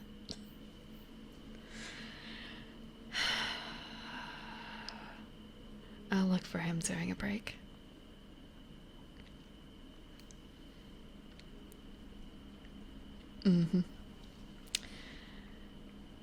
I don't want to say exactly infidelity, but inconstancy is the word that I usually see for evening primrose.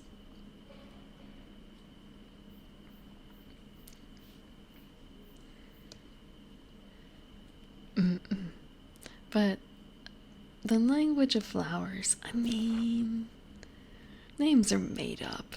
All names are made up. References are made up. We make our own futures, right? We make our own names. We can change these sorts of things. I want to say,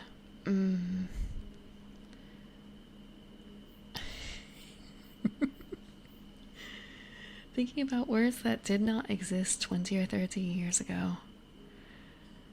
What? Well, I guess it'd be even further back, but like 100 years ago. Maybe, actually, no. It's been over 100 years. Fuck, I was gonna say, like, Nintendo. A Nintendo is kind of a shit. Wait, Nintendo did exist 100 years ago, right? That was when they were a card company? When they were doing Hanafuda? 200 years ago, Nintendo did not exist. And the word has been added since then into the common parlance. Glad I'm not a tiefling. Why is that? Why is that?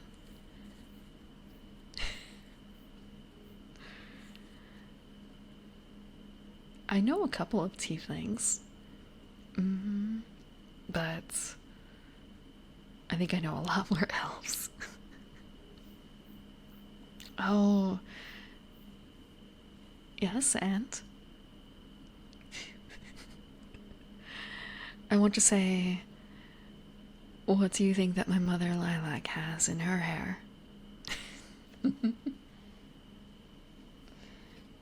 I think for garden elves, it is just as applicable.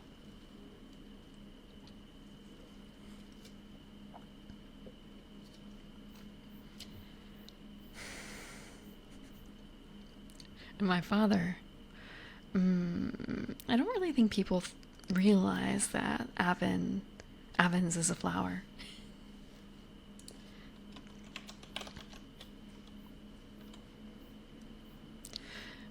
But then again, how to put this?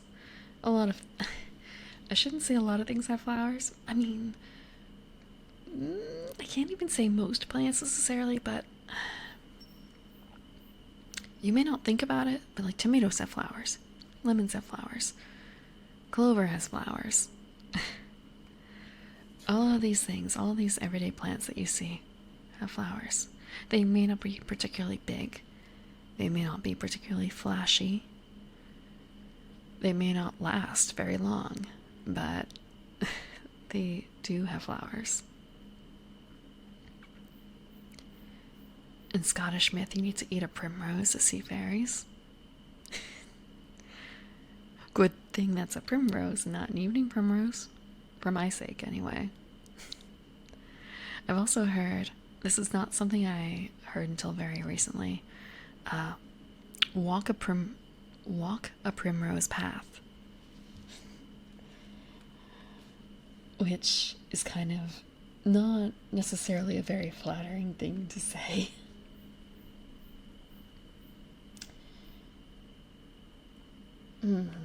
What would you see if you eat a primrose? Or evening primrose?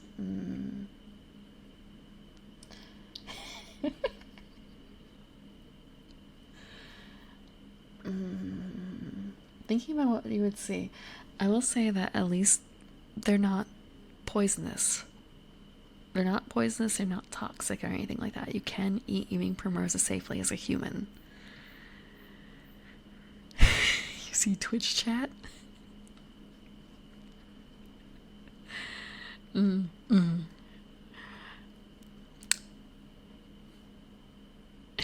start seeing colors. Extra colors. It's not hallucinogen either, unfortunately for you. It is supposed to be sweet, but you're not allowed to eat. Not me. Not allowed to eat me.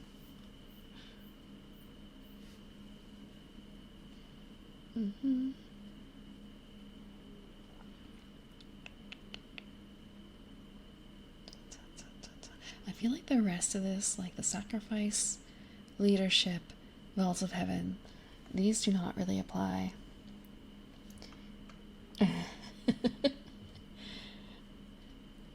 Evening primrose oils are building blocks. There's a lot of people who say that evening primrose oil does things for them. They are not necessarily substantial claims. I wouldn't put any faith into any of that stuff. I'm not just saying that out of self-preservation either.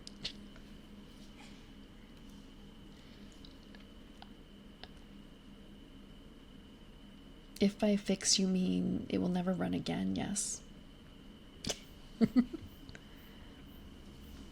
Yeah. I will say, I mean, there are some things out there that do work, but they're, you know, thinking about catnip. Catnip, cat mint, that shit does in fact drive cats wild. Not so much that effect on humans though, or elves in this case. I guess there's also, you know, ye old traditional marijuana that also has interesting effects.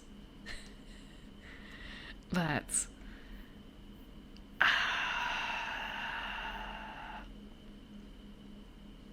not necessarily for the rest of the stuff you have in that area. You've taken in a stray cat that hated catnip. It is possible. It doesn't work for all of them, but it works for enough. It works for enough. It might also be kind of a life change thing too. I've had a cat that liked it, and then she doesn't really like it anymore. It doesn't really do anything for her. I'm not certain if it's age or if it's medication interfering. Oh, I guess there's that too. Like, medical interactions. I have other cats it works for.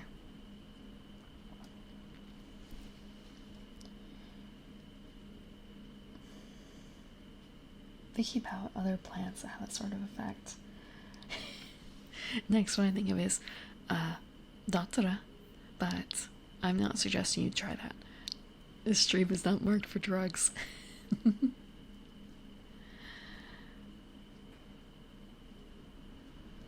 Yeah.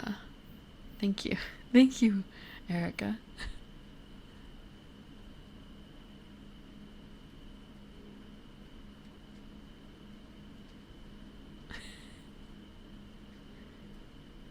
Sweet like an onion.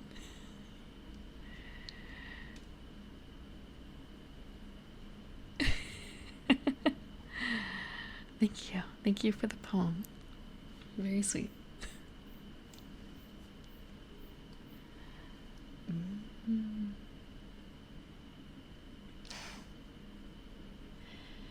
Thinking back on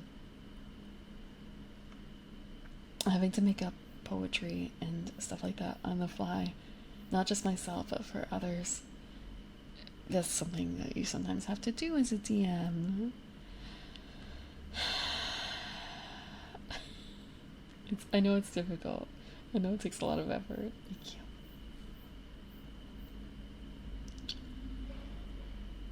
I don't really think that the rest of this plays into. I mean, the character sheet doesn't play into anything. That's really reusable. Thank you for the water.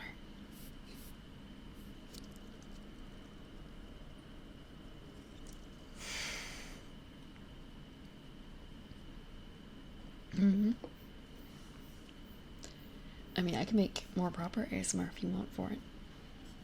I can pop a bottle.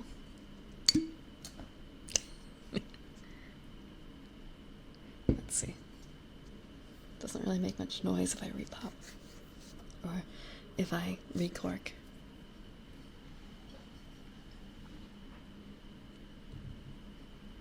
You had to work with Dungeon.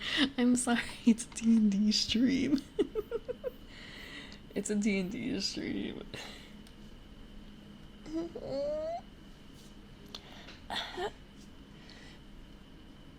I shouldn't say it's a D&D stream. It's not a D&D stream. It's a tabletop RPG stream. My bad, my bad. It's just that oftentimes it kind of wanders a little bit into that discussion. And I mean, Dungeons and Dragons literally has dungeon in it.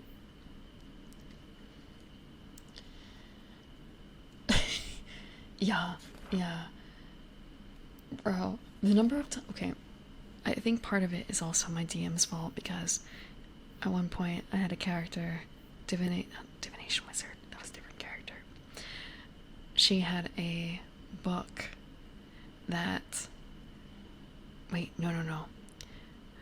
If you have a god who has a library, a really, really big library, and you have to sacrifice something to get basically lore dropped for you as a cleric, what are you going to sacrifice to your god but a book? So ritualistic book burning, but in the sense of like basically feeding the knowledge to her god. So what does the DM do? Every time I invoke that ritual, come up with a fucking rhyme on the fly for it. Just kind of, it didn't have to be a rhyme, but man. I already have this book. Yeah. I kind of figured that would probably happen a lot. There was one book I was saving. I actually had my character write a diary, keep an in-game diary. So I was gonna make that like a big sacrifice at one point because that has to be knowledge he does not already have in the library. Or it's just like, I don't want your shitty OC autobio, thanks. Incantation. It was very distinctly, it was a D&D 5e game, so it was, I think, actually a flat divination spell. It was something that required, I think, like a 25 gold sacrifice, like item sacrifice. Try again. Yeah, he didn't do that to us. I think mostly because when we used it, it was a case of like, please DM, we're fucking dumb here. Point us which way we need to go. A D&D movie? I don't think so. I don't really go to see new movies in theaters. I really don't. Last one I saw, I feel like was over a year ago, maybe even longer. Maybe I would say maybe if it came out on a streaming service, but even then it's not a very good chance I'll see it.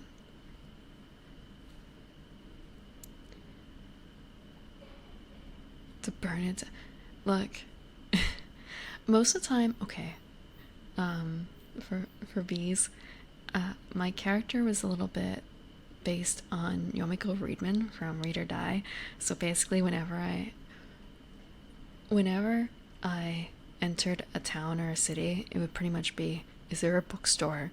I'm going to go buy like 10 books or whatever I can afford. I'm just spend a bunch of money on books. I'm just going to tell you the general type of book. You don't have to make up titles. And it's pretty much like, do they have history books? Do they have shitty romance novels? Sold. They don't have to, they can be like the most esoteric shit. You don't have to name them. We can make them up later if you really want to. And she would be burning books like that sometimes she would grab out one of those books to burn. Not necessarily a plot-based book. Because I did have plot books. Those I don't think I burned.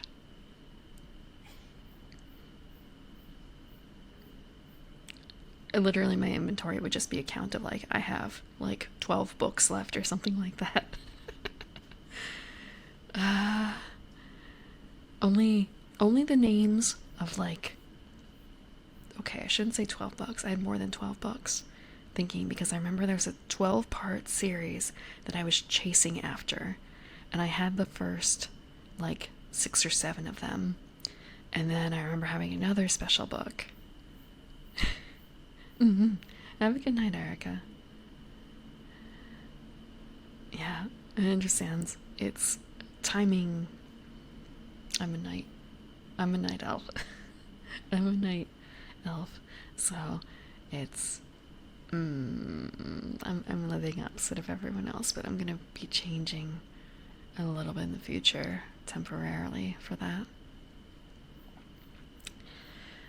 No, it was an in-person game, so no random book name generators. It's morning for you? Good morning then. Good morning. I used to do this stream earlier in the evening. Or, I suppose for you, earlier in the morning? Or maybe just like really late in the evening. But with noises, it was difficult. Thank you, Torx. Thank you for the follow as well. Yeah. I suppose, like, I actually did do a count because you guys talked about how much I like grapplers. So my 2 types are, I like bookworms and I like grapplers. Those are the 2 things I do. So I had another very distinct bookworm. Like, her introduction, it was a campaign where we were all resurrected at the whim of a god to solve a problem. And the way she had died, I told the DM that she was like almost done with wizard school, and she was sneaking into the forbidden section of the library at night to learn like burning hands and stuff, like the destructive spells. And she basically toppled a bookshelf over onto herself to her death. She was a gnome, so I figured that would probably kill her, having a big heavy bookshelf fall on her. So yeah, my 2 ends are bookworm and grappler. Is it not an appropriate ending? It was also kind of a isekai bookworm girl? Wait a second. Is that the one with the 2 long, thin, big tails and like kind of shark teeth? Or is there a different one? Here I am thinking, it's not original exactly, but like, I didn't realize it was based on that. Or like related to that. Or is there another one? There might be a more modern one that I'm not aware of. Hey, I did have a chance to build a 3 green, I think, grappler at one point. Actually, no, it may not have been 3 green because those are more regular insect, and I distinctly remember the DM asking, like, so, are you interested in being a beetle person? Hanzuki no Gekikusho? Gekikusho. I don't think it was that because I'm thinking of an older one. Hanzuki no Gekko Kujo. Is that Ascension of a Bookworm? Yeah, that is Ascension of a Bookworm. Ascendance. Yeah, no, I'm thinking of an older one. Is it Book Girl Dreams? No.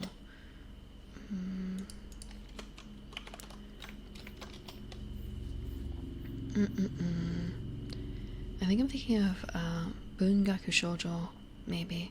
Let me double check. No, it's not that either. I think I'm mixing up a few things. Wait, no, there is Book Girl. Shit. What does Book Girl start with? Okay, it is Book Girl. Book Girl and the Suicidal Mime. That's what I was thinking of.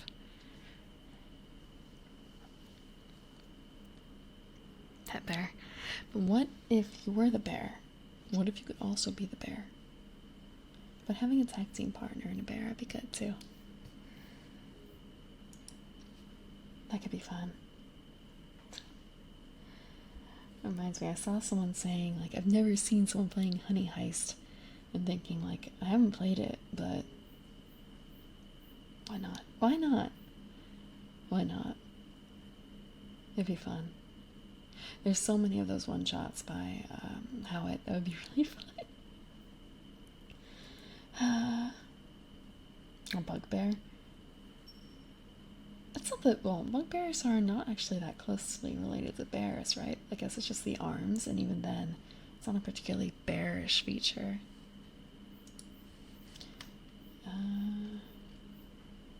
Yep.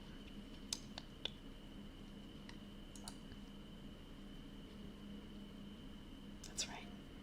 You're talking about rations.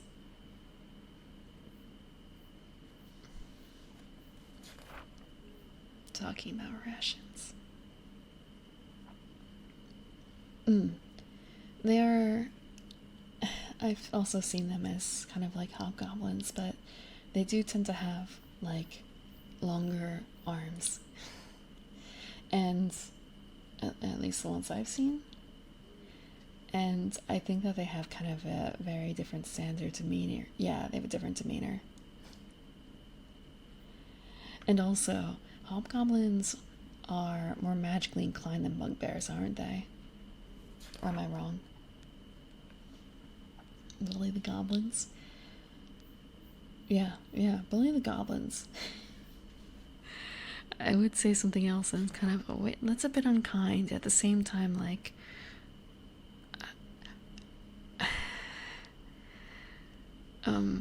I don't know if you guys know what's happening on Reddit right now, but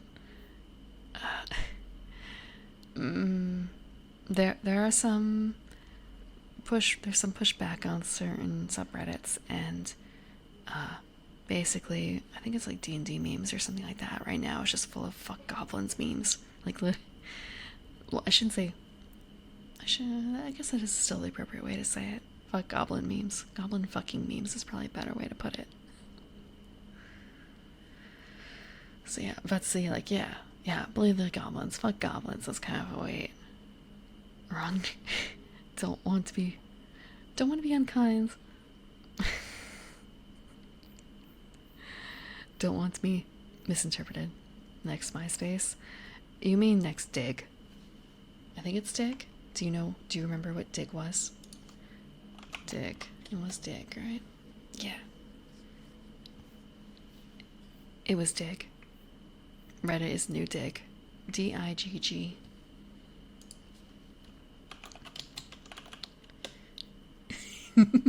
You remember Dig? Hmm.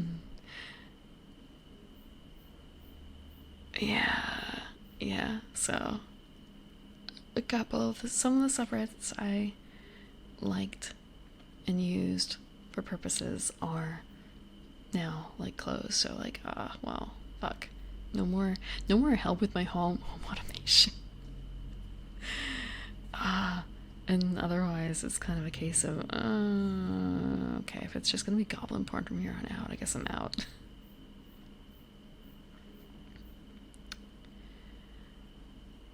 You only got internet around 2010? So there's a wealth, there's a treasure of old stuff, but at the same time, the old internet, it was a true Wild West. It was a Wild West, and it's kind of a case of, oh, thank you for the water. For the 84% water.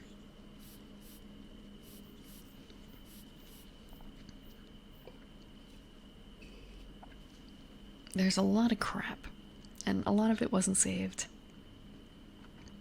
But a lot of things were also simply not saved. That's also, it's a good thing too. Not being tracked necessarily everywhere, or not so visibly tracked. Things that you did in your youth are buried and gone for likely good. Yes, I remember demotivational posters. Also, this is gonna date me a bit. This is way later than demotivational posters. I actually have a cheeseburger cat. Stuffed cheeseburger, like a plush cheeseburger cat. And like the official magnets and stuff like that. Yeah. Yeah.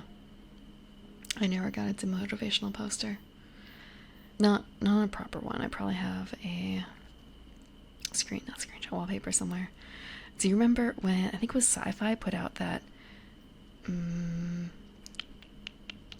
they had a Who Wants to Be a Superhero reality TV show? I have not screenshots. I have wallpapers that were made for that. The computer wallpapers. Yeah. Just realizing now, like, shit, that came out. God, how old was that? How old was that? What year did Who Wants to Be a Superhero? Was it Who Wants to Be a Superhero?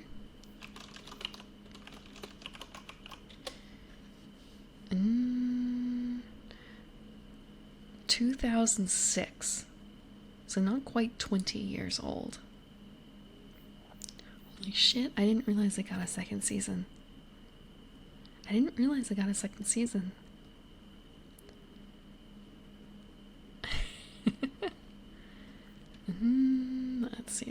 Let's see. I think I have Monkey Woman. I don't remember who else I had for the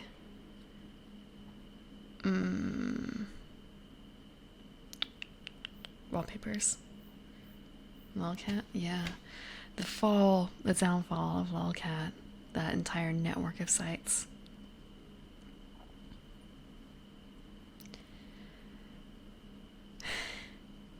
Oh, now I'm kind of looking a little depressed at all the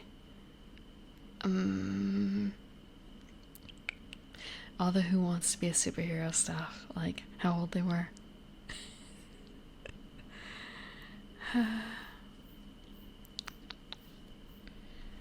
Oh, whole Bible to Lolcat? You mean that wasn't automated? Oh, that's a pain. Then there used to also be International Talk Like a Pirate Day, right?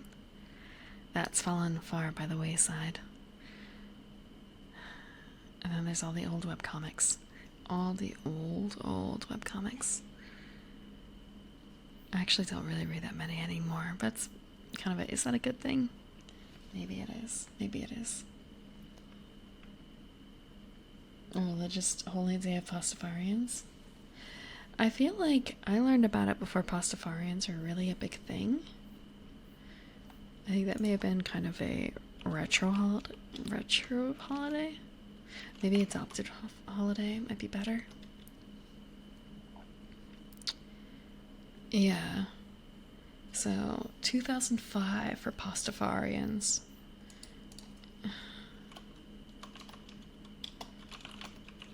Because I do distinctly remember, yeah, 1995 for Talk Like a Pirate Day. I say that because there was a webcomic I started reading before 2005 that would always remind you when Talk Like a Pirate Day occurred, because that was what they would have the comic in that day.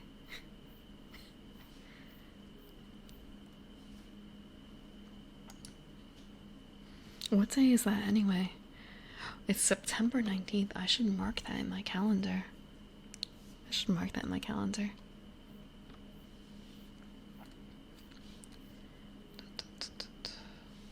What else? Right, okay. I keep scrolling down and then realizing I want to scroll up. Like, I don't want to show the entire thing. Also, I'm going to move this over. So we're no longer looking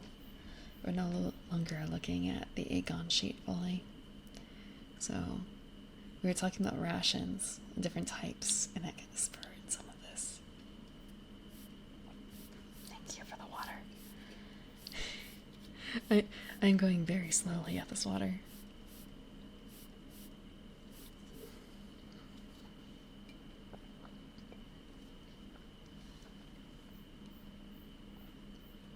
So, next is Dwarven Hardtack. It requires dwarf rash. Wait, it requires dwarf? So I guess, oh, the only way you can eat this is if you're a dwarf, I suppose. We have gotten through like 2 pages in 2 hours. It's not the slowest, but damn.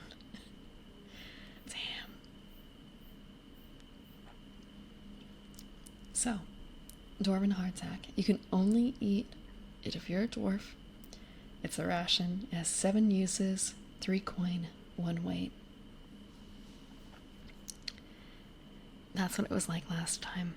It was like a month ago when I did the last ASMR stream, I think. Because I ended up not doing it for the past few weeks, but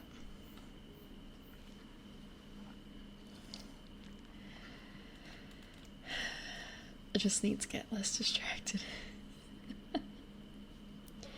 So, dwarves say it tastes like home. Everybody else says it tastes like home if home was a hog farm and on fire. It's like a very... I feel like a hog farm doesn't smell like pig. Exactly. It doesn't smell like pork, I should say. It probably just smells a lot like pig shit. It's kind of a... fuck. I initially thinking like, oh, so it smells like a bacon grease fire.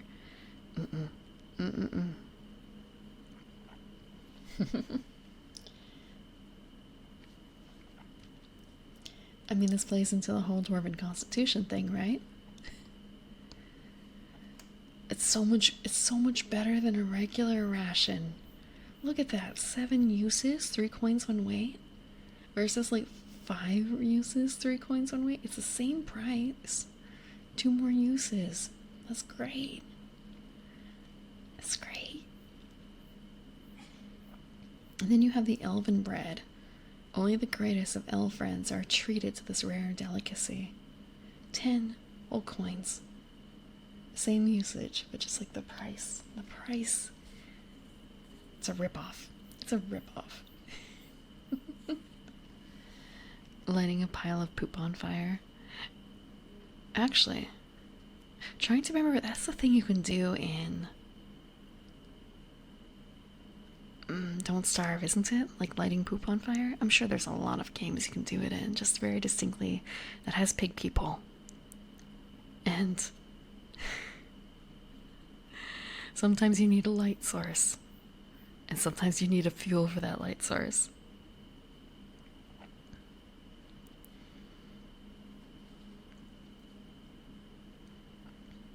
Yeah. I haven't played a huge amount of Don't Starve. I played a bit. I never made it to the make a really efficient farm type situation. It was always very survival mode for me. Always very survival. Same thing with Minecraft. And then thinking about, I've been playing a bit of Tears of the Kingdom on the side. Not plot based, but just other things in the game. And seeing all these amazing things people can do. Hylian engineering. And I'm still stacking like a platform with a hot air balloon and like a fire thing, a fire breather, and that's my platform for getting out of fire. It's just, I'm not trying super hard, if you get my drift. It's a great engineering marvels, unfortunately.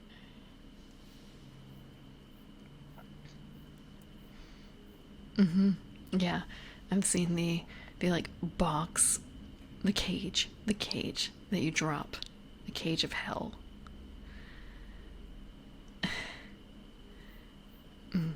I played more than 5 minutes, but I also haven't played Don't Starve Together. That seems really fun, but also a little worrisome because it's kind of it'd be good to match like levels with someone in terms of familiarness with the game, because otherwise they're over there building like beautiful gigantic things and you're over there still like collecting flint for your little tiny fire.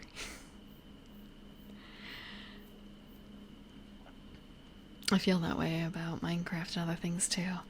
I guess I really like to take it slow, which has been a bit of a downfall for me because when I say slow, I mean Elven time frame. Slow. Slow. Thank you, Draconian Danny, for the follow. Very slow. I have time. The game is still going to be around in like 5-10 years, right? There's always emulation. 700 hours to build a house? Yeah. Ah. They give you another key for your friend. Good to know. I don't remember if I have Don't Starve Together. I may have intended to play it with someone else at one point. But I know I have the expansion, because I remember that added new seasons. It's just sort of, fuck. It's really cool, but really hard now. I mean, like, not like really, really hard, but still.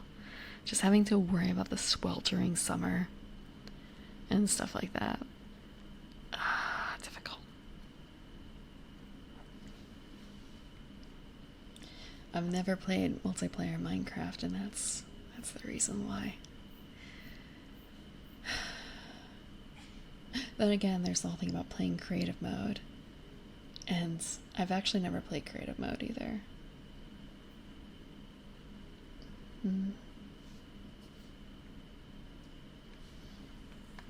Oh, I think I remember looking over this earlier with chat a couple sessions ago. Athling Pipe Leaf.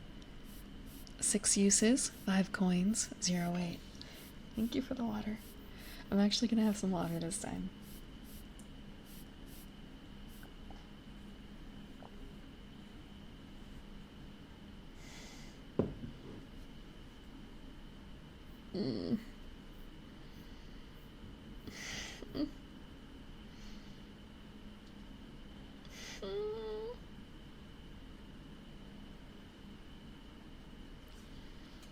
You ever think that you can swallow? Well, I guess it's like biting off more than you can chew, but like trying to swallow more than you can.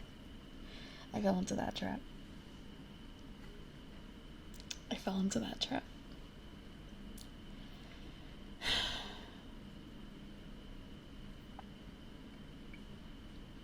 Temperature mechanics. Yeah, that's also frustrating a bit in Tears of the Kingdom. Well, less frustrating in Tears of the Kingdom versus in Breath of the Wild. Breath of the Wild is very frustrating. Tears, they seem to have turned it down a bit. Drowning yourself on stream ASMR. Yeah, that is the worst way to go to a live audience. Drowning.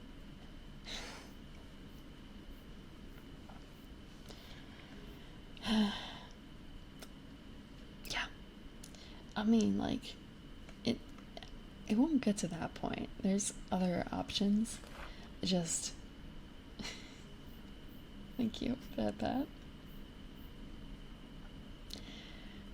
It's kind of a, you can spit it out, but then it's kind of gross, right? And there's also just the case of, if I just had a little bit more time, I can do it, right? There's a little bit more time. It's embarrassing to do on stream. Or I guess in person too.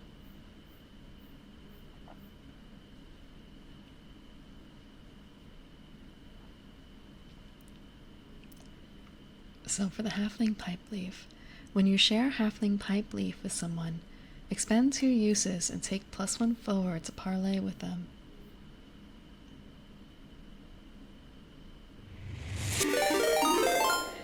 Thank you, Kobe the Clown, for the raid. How are you doing? Although it might be that you're getting an ad, so I'll just hold off. Just chatting. I wonder what you were chatting about. Again, I'll ask another bit. I've fallen into this trap myself, realizing that, like, oh snap, 30 seconds of ads or whatever it is, you're not gonna hear anything. Thank you for the raid. And welcome, Bangs and Fleas, for the follow. Thank you for the follow. Welcome in. Hello, raiders. For those who don't know me, I just realized I didn't do this for the previous raid. My bad. For those who don't know me, I am the Evening Primrose. I'm a garden elf and I come out at night, just like my namesake. Like the flowers on the top of my head. Tonight we are reading Dungeon World. It's a tabletop RPG that is free. Legit free. You can find these rules online and start playing right away. I mean, I guess not right away, but you know.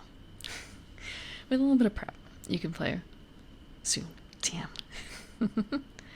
I'm not a professional garden elf. I would... Actually, I don't know of any professional garden elves. I know some highly qualified amateur garden elves. My sister is a master gardener. However, at the same time, she cannot refer to herself as such. But I can use that label for her. As long as they don't find out. Shh. But this is a fantasy tabletop RPG. Not unlike Dungeons and Dragons, but not like Dungeons and Dragons. You were watching Big Comfy Couch? I hope that was really fun. I remember Big Comfy Couch from a long... how long has it been? 2 decades? That's the one with the cute clown girl, right? With the brown braids. And, I mean, of course she has a big red nose, but, I mean, she's a clown. And she has freckles too, right? She doesn't have, like, white face or anything on. Sounds really cute. And I hope you had fun with Tears of the Kingdom. Sorry. I'm playing right now with, like, a ear cleaner in my hands. You were 8 and crushing on the girl? Have a good night, Sasha. I'm 335, so I was too old to be doing such things. But my mother raised human children, and I was around to see that, so I saw some big comfy couch beyond my age range. Same thing with like the bananas and pajamas things. So I'm reading through a tabletop game, but there has been a lot of sidetracking. We've gotten through like 3 pages in 2.5 hours. Huge undertaking.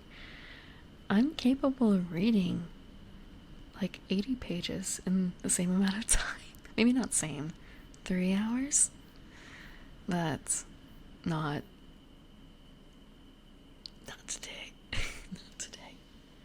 Actually, the very first ASMR-esque stream I had was almost a year ago. It was actually on 4th of July, and I read Summer, Fireworks, and My Corpse, which is a short story originally in Japanese, and I think that was 80 or 100 pages, and that's where I sort of set my baseline for like how fast I could read on stream.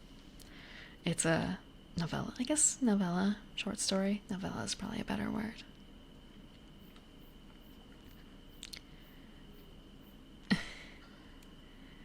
Anniversary ASMR. Maybe the fireworks have not happened. Rather, fireworks have already happened, so it shouldn't be so bad. I actually don't think there was a whole lot of background noise. I'd have to double check, but I don't think it was that bad.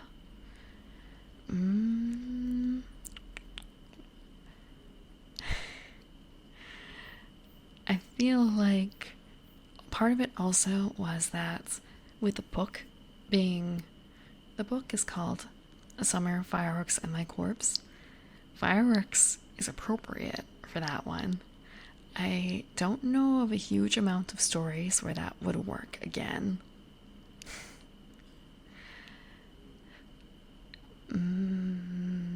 Also, I didn't have an ASMR mic at the time, so I was using more normal.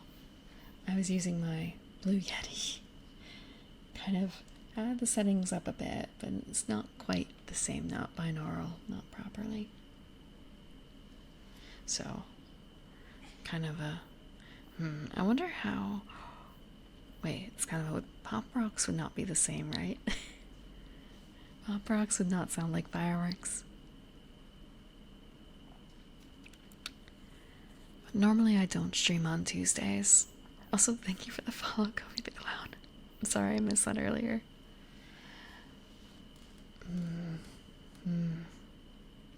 Oh, thank you, Custom Elvis. Thank you for 7 months. It's kind of a, it's really been that long. That was back before I even got a model, a proper model, when I was a PNG, wasn't it? Welcome back to the garden. Sometimes I have to think about it, like, wait, July. I guess it has been about 7-8 months since I've gotten this model. Let's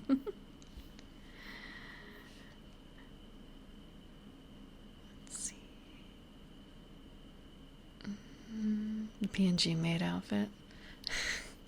Well, do I have news for you? Oh yeah, Kofi, go take care of yourself. Go take good rest. Have a good drink. Good food, maybe. PNG roast. Yeah.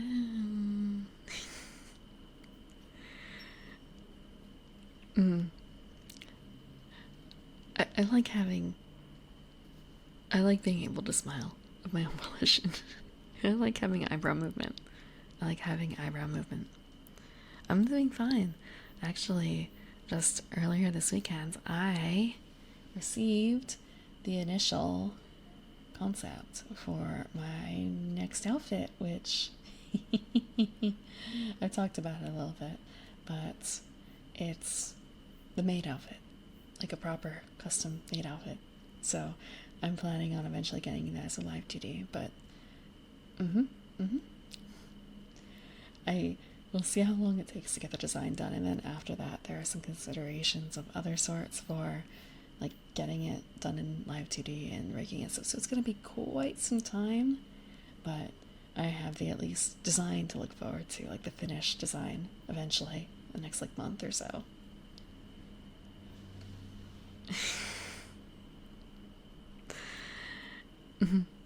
Well, yeah, the eyes.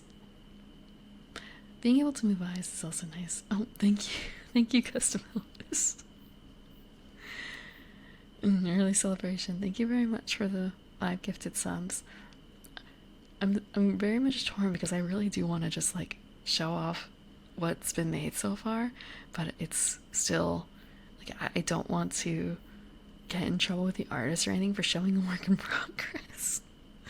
So kind of a once the design is done, I'm probably going to like shout it from the rooftops because I'm so excited about it. But that's probably a couple weeks away. Probably a few weeks away.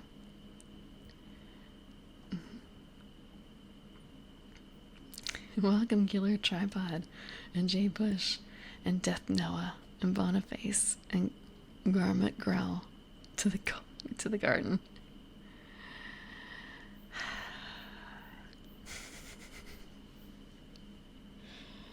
But I guess it's kind of a case of, I guess since it's still in the concept stage, I didn't say cult.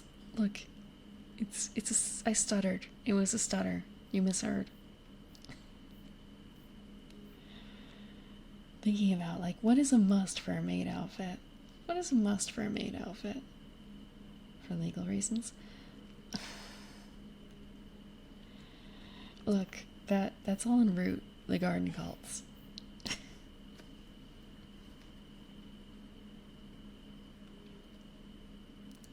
I never exactly asked chat, like, what is a must-have for a maid outfit? But I've also asked that of other places, and they all gave kind of conflicting answers, so kind of a, Everyone has their own taste, don't they? Everyone has their own tastes. Some people really like the military maid. I guess WA maid as well. Frills. Yeah, you have to have frills. You have to have the headpiece, right? The like frilly headpiece. An apron. That too. Twin tails. The thing is, though, I already have. They're not twin tails. They're two side out. But clothes is a must-have. You'd be surprised. Look, I have a copy of Tonto. What some of those characters are wearing cannot really be clothes. I was flipping through it for inspiration when I was initially like building out the concept, like picking like suggestions, and I was kind of right, I forgot about this one that I can't pull out in public. This character, I think it was Francesca. No, maybe not Francesca. Fuck, Francisca. But just that's not a top. That's not a top.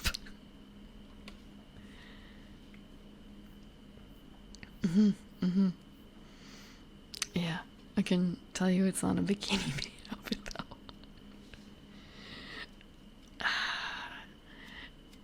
That feels a bit too seasonal. That feels too seasonal.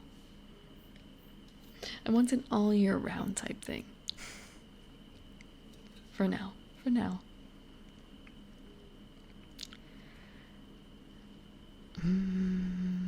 So we have the pipe leaf done. Next is the poisons.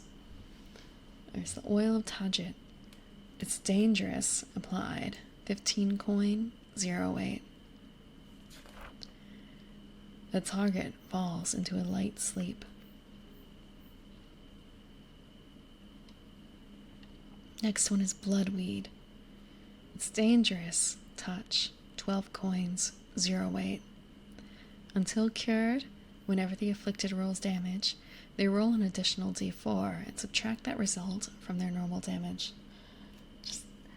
I realize now, you guys can't really... Actually, if I'm very quiet...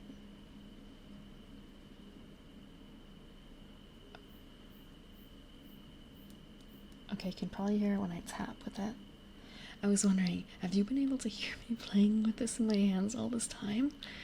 I have ear cleaner, and I've been playing it with it in my hands this entire time.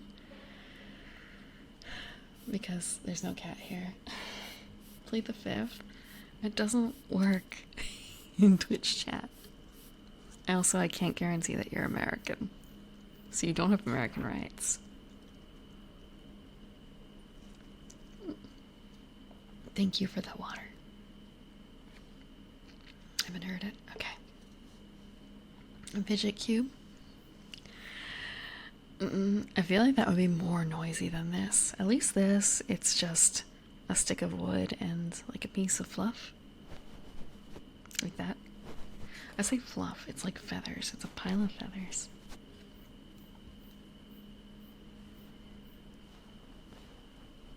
Like so.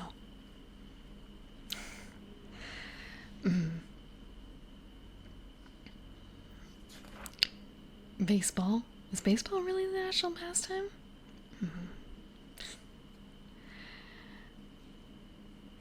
What is... Really? Really? Name him for American. Not football? American football. Baseball and football. I don't... The rules are so esoteric. Pecan pie. Pecan pie is fairly American, isn't?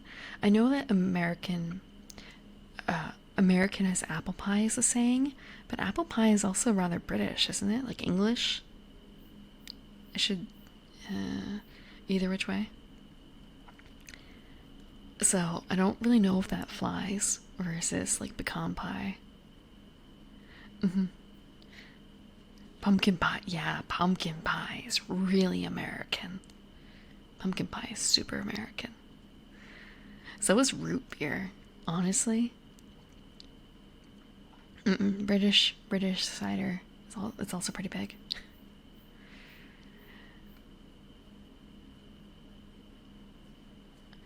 American pie, but apple pie.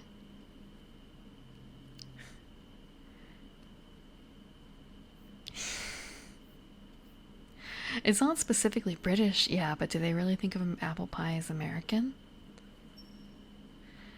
Versus like peanut butter is also very American. Northern American thing? Rhubarb pie? Really? I don't necessarily know if that flies. I think Americans do rhubarb and strawberry, but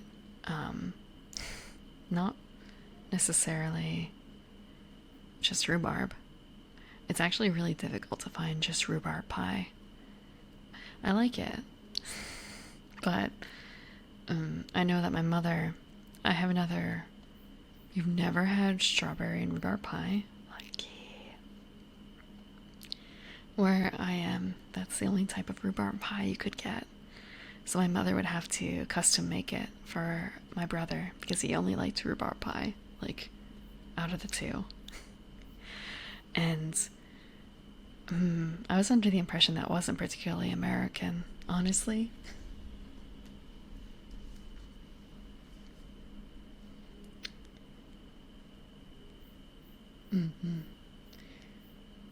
Yeah, it's easy to eat a lot of things if they're in pie form.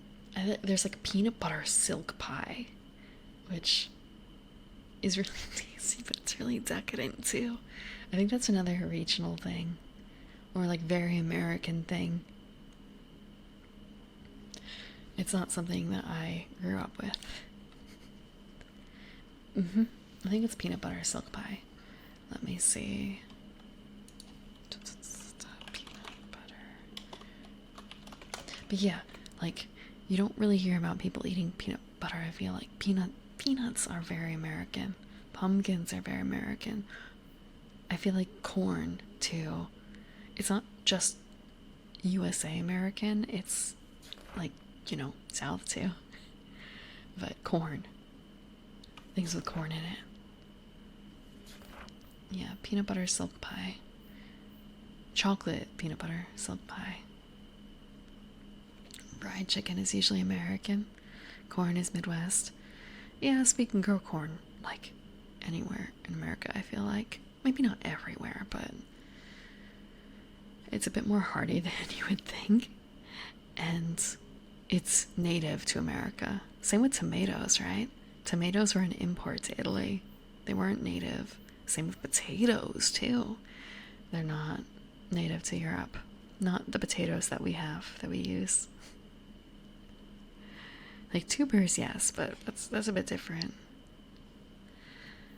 That's a more general term.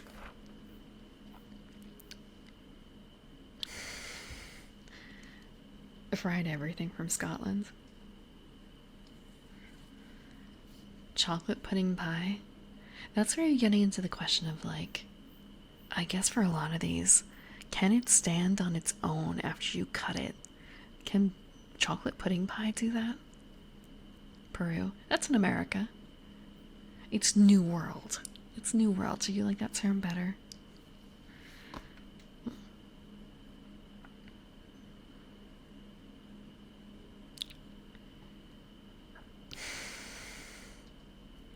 If it's chilled enough, it can. I haven't had that in a long time either. Sorry. Americas. New World. I suppose people don't really think of like tomatoes specifically as American, of course, like not like US or anything like that. And corn too. I guess I think of it as more like South. But American in general. In the grand scheme of things. In the grand American. Is that a good term? Like grand Floridian. Spam. Barbecue? I think barbecue might be... It might be American as well in like the New World sense, but I feel like it's like historically a bit more involved in that.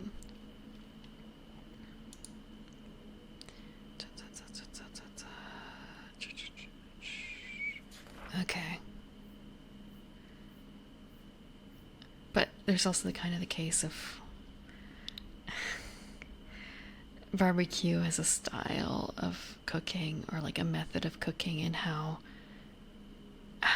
there's a big history to it, and how many different ways can it be done and still have different names, I suppose.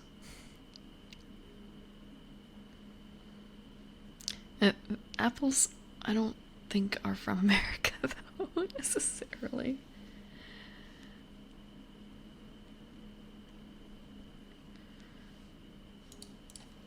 I mean, I want to say, what's his face?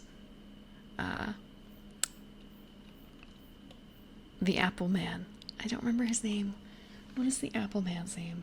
Johnny Appleseed? Like, he was really good at what he did. Yeah. Like, there's a reason why everything is of apple in some languages. Like, different flavors of apple. Johnny Appleseed? Okay. The Apple Man. Come on, Prem. You can do better. Okay, so yeah, Central Asia, and yeah, European colonists brought apples to America. Tim Apple, the apple, yeah. Look, apples came about in 1980 something when Tim Apple made the Apple computer and proceeded to sue everyone else who used Apple out of business. So you can't have apple trees anymore. Sorry, everyone. Thank you for the water.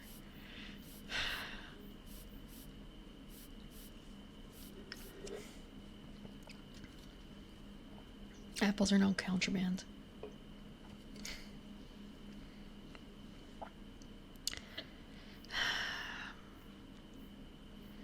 There's a lot of things that are imports that you don't really think about because they've been here for so long. You're cyberpunk dystopian novel just got a sweet hug. What if apples were banned?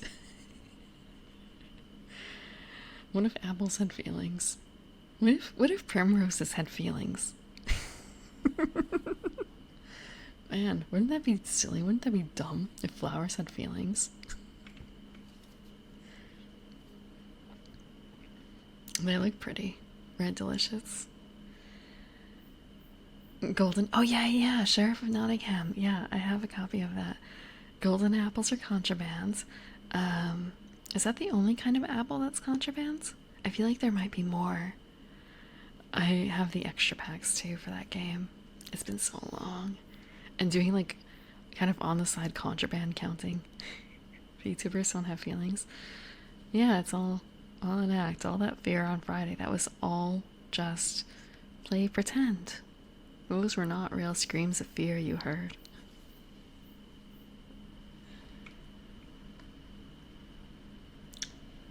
I I used to make a number of apple pies, and because of I don't eat a huge amount of like straight apples, but for making apple pies, uh, you you probably can go wrong with Granny Smith, but man, it's really fucking hard to fuck up with Granny Smiths. I've also used some other ones too. Uh, and there's some really cool names of apples out there. I remember getting to try a cider that was a Northern Spy. And that wasn't just like a super fancy name necessarily, that was actually the crossing of the two different apples that they used.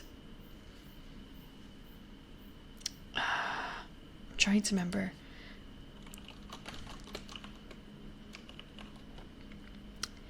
Okay.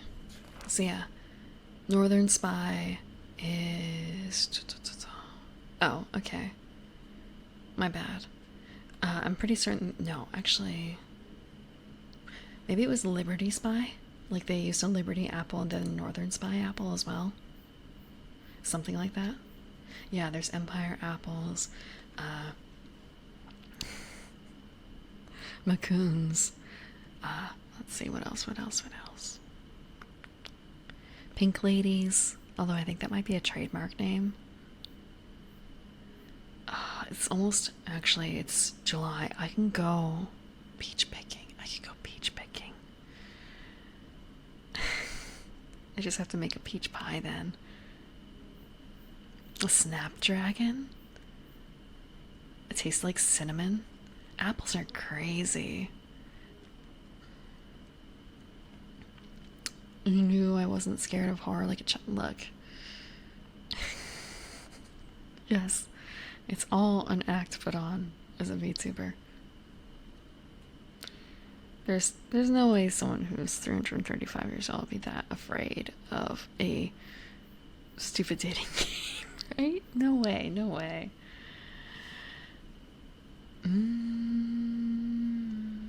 Fuji apples make best applesauce. It's really cool how apples work, apple trees. So if you plant the seed of an apple that you get from the store or something, you're not going to get the same apple out. Even if you like were to take the seed of an apple from a proper orchard or something like that and take it home and plant it, it's not going to be the same. They're like humans in that their children are remixed, you know? They're different. If you want the same type of apple tree, if you already have a Granny Smith and you want another Granny Smith tree, you need to graft in order to get a copy, to get a clone. Yeah, there's a lot of plants too that need that cold snap before they can grow. Like onions and stuff too, and garlic. A lot of ones in the ground, they need a bit of cold. Tulips are also famous for that, I feel like. So you often hear about that with basically a fall spring, people complaining that tulips and stuff are blooming too early. Or maybe it just wasn't cold enough for that to really happen. Eels? Grafting is black magic. Bro, you have no idea. Do you know that there was a blight on wine? I say wine. A blight on wine grapes in Europe that was saved by American grapes. American grapes saved Europe grapes. This is something legit that happened. So there's a lot of, I think almost all European wineries, like places with grapevines, use American rootstock because of the blight. It doesn't affect the plants on top because of the grafting process, but the blight affected the rootstock. And if your choice is like entirely American or do like grafting magic, we still want burgundy. It doesn't matter what's on the bottom that much. Yeah. It was a huge thing. This is like a long time ago though that it happened. Also, American wine, I believe, or American grapes are a different, maybe not species, but like subspecies. They don't have the same name, and that is generally why American grapes don't have quite the same depth, I feel like, as European grapes, like Catawba and other things. That might be a bit specific. I don't remember what the name of the wine blight or the grape blight was, but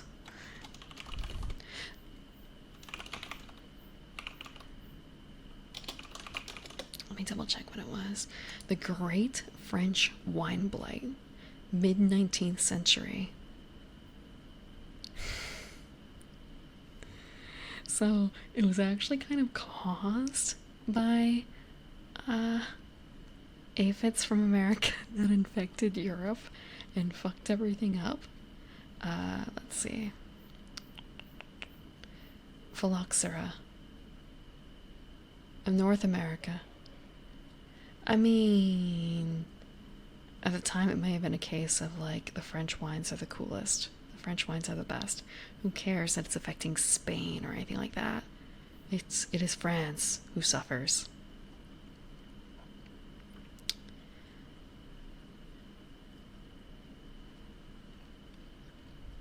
So yeah.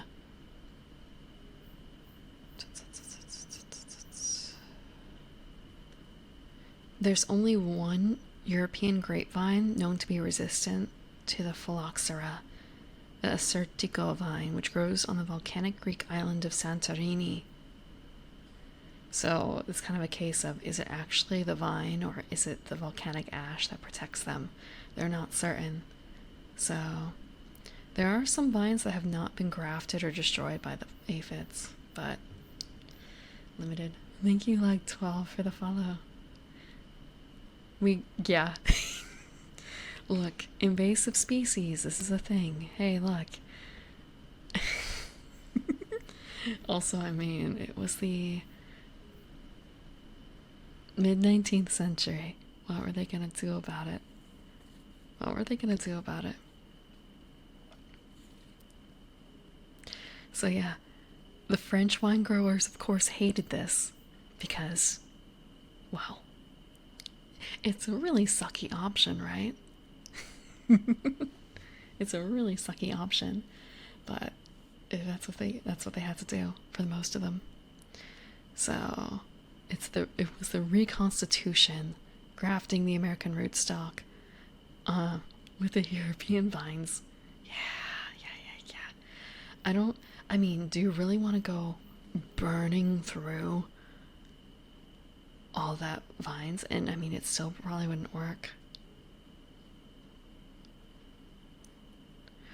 Oh, so what they did, they tried to plant European vines in America, and that's how they figured out that they aphids would just fuck it up beyond belief.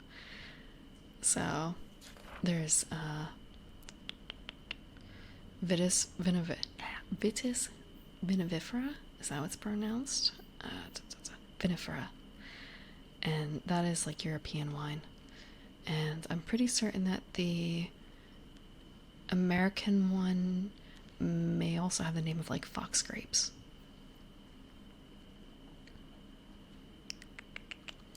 Like, we just look up grapes real quick.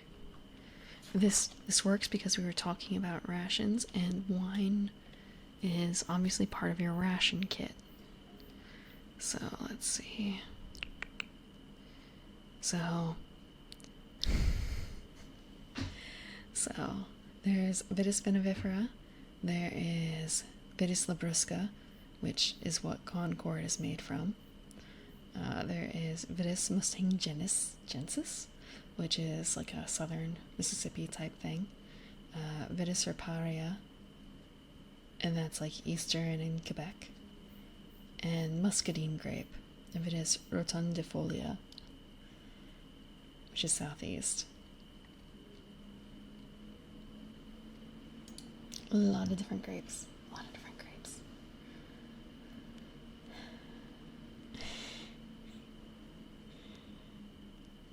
Oh, I'm thinking of probably Vitis vulpina, honestly. Which is the fox grape. I think that is a bit more of what I'm used to seeing.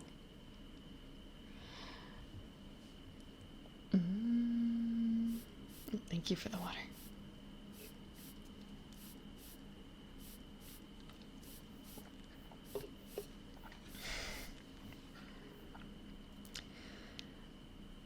Yeah, wine is serious business. I'm sure there are things like this that can be found in a lot of different... Could you hear something? I'm sure that there's something in a lot of different industries that if you look back on it... Did it get in my eye? It probably got in my eye.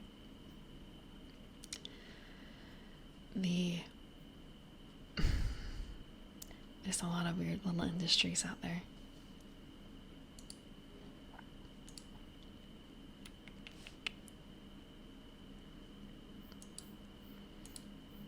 Okay, I'm actually gonna close this. Click, click, click, click, click. Click, click, click, click. Think about it. If this world is still turning in another, what, like 100 years or so, what are people going to be saying about in the tabletop realm? D&D was the front runner for so many years, and then maybe because of some weird, some backwards rule stuff, or backwards licensing issues, they kind of cut them their own feet off. The story, the downfall of a lot of different groups.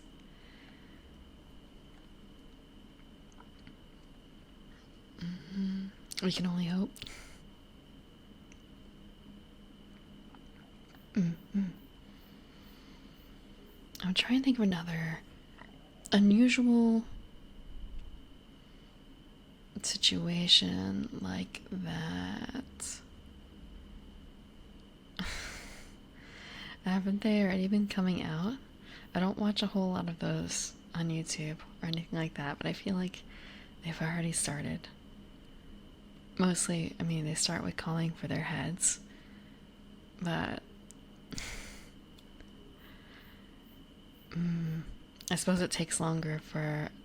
It hasn't been quite a year since the initial bit of that, so it might take a while for, like... Is Wizards of the Coast a public company? For the... Actually, I think it is a public, isn't it? To see how things are panning out for all of that. But it's also a little hard to judge because is it D&D? Is it specifically like this or that? Is magic propping it up? Is the One Ring propping it up? It's hard to tell. Although then again, they do have to put out more detailed information, right? If they're public. I'm not versed in finances like that. Ah, okay. Actually, I've heard that there's some really fucky stuff that happened with Enron, right? That was a good long while ago. But more of a, if you dig into I shouldn't even say a subculture, but like a specific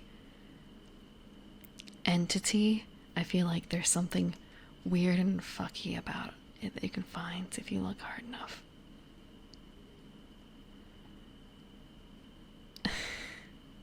Sort of like, wait, this isn't fiction.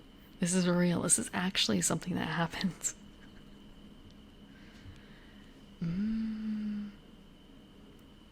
Okay, next is Golden Root. Wait, did I read it all? Bloodweed? I think I did. Truth is Stranger, yeah.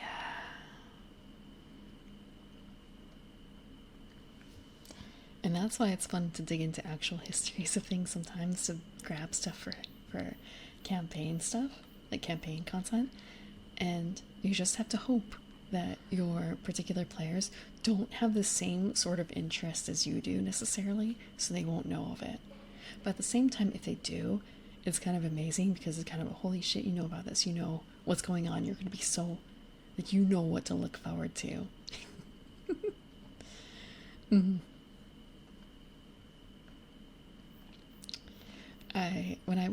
Before I played Witcher 3 on stream, I built a character, an NPC for a game that was Creeping Jenny. Creeping Jenny was a dryad, a stalker.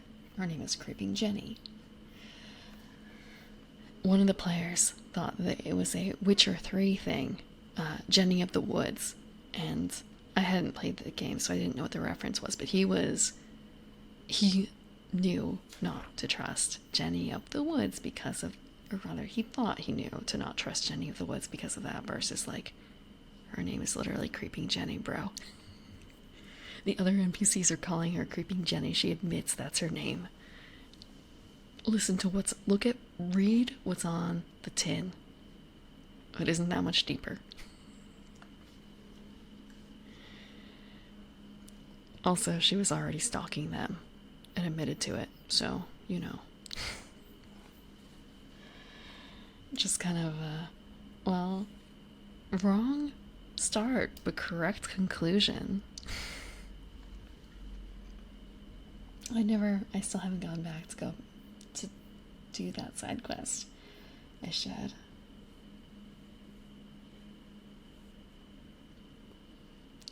Did you make the Scottish guy? Or did you make a different character?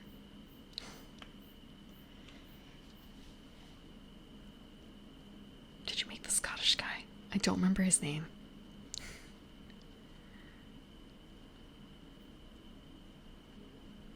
Scaramouche? I don't remember that character, but I haven't seen Samurai Jack in probably at least a decade.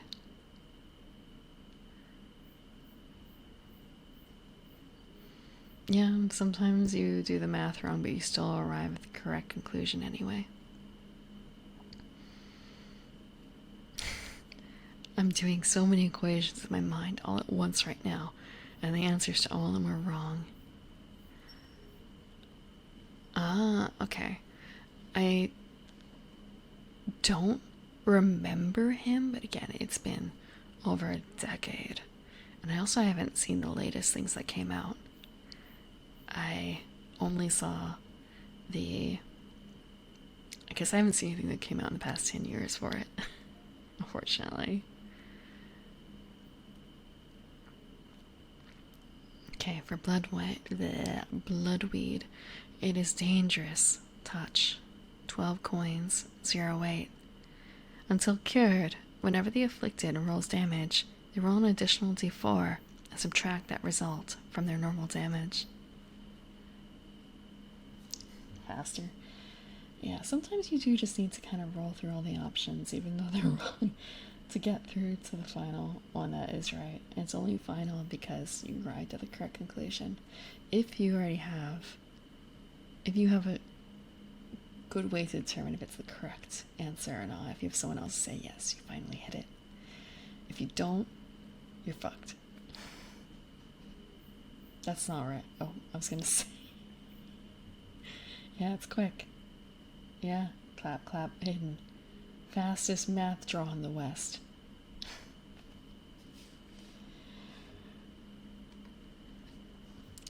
Next up is Golden Root. It's dangerous. Applied. 20 coins. 0 weight. The target treats the next creature they see as a trusted ally until proved otherwise. You're actually good at math? I can't. Yeah, that's me. I like playing board games, right? I am really fucking bad at math. So that's part of the problem I have. It's kind of I've gotten better at quick math, but I'm still not like particularly great.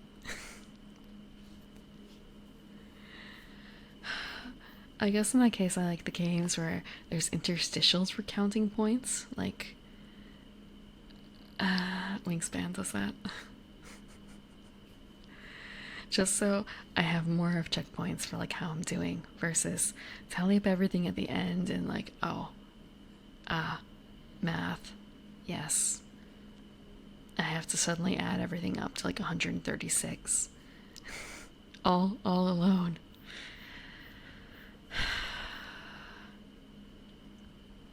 Which reminds me, I did want to play Wingspan because I heard there's like an OP strategy. It's kind of a, is it really that much? I can totally see it because I think that helped me out a lot, but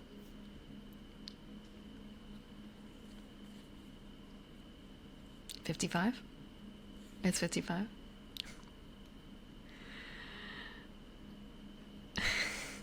I break it down into tens. Tens and fives and then ones afterwards. It's the best way. I mean, not the best way, but it's the way that I've found it easiest. But once you start getting into like going roundabout a little bit, it's a little bit more difficult and like larger numbers too. Like the more you have to carry, the more difficult it is. Yeah, sure. I feel bad for admitting that too. Like, I'm not super great at strategy, so pure strategy games I don't tend to favor. Uh, I like having a little bit of luck involved because I am surprisingly lucky. Nothing to do with what's at my neck.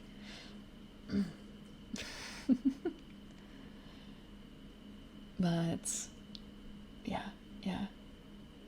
A little bit of luck is good. Luck is a skill. I don't know if I'd necessarily go that far. I don't know if I go that far.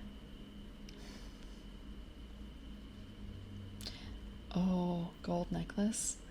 No. Oh, maybe I should change the... I'm gonna turn up the lights just a little bit so you can see. Let's see. Yeah, I have a clover. Sorry for the jump scare. Bright jump scare. Got a clover.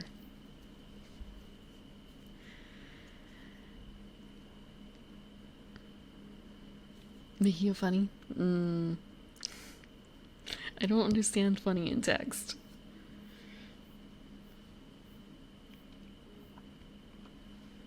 I'm not very good at reading funny. I'm sorry.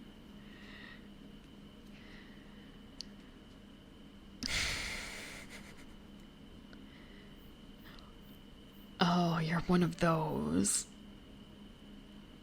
You're one of those. I tend to rely on, in those games, having, okay, my poker face. Having such a bad poker face, it's more of a meta sort of thing that people will think I'm lying, even though I'm not, just because I'm too giggly or something like that. It's really difficult to play against people like that. It's really difficult.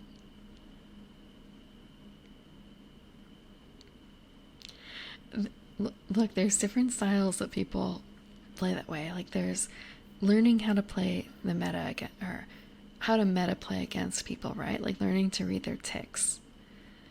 And it's hard to read when you have absolutely no fucking sign because you play like that with zero information available. The souls of those that she's eaten. Look. That requires you to believe in souls.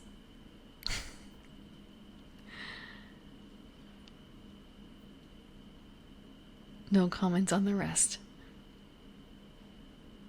If your friends know better than me how many you have.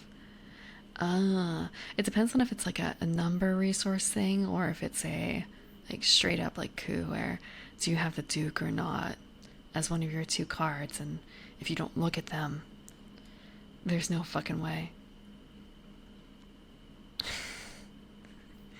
Yeah. You can't assassinate me. I have a Contessa. Fuck. Gaslight everyone.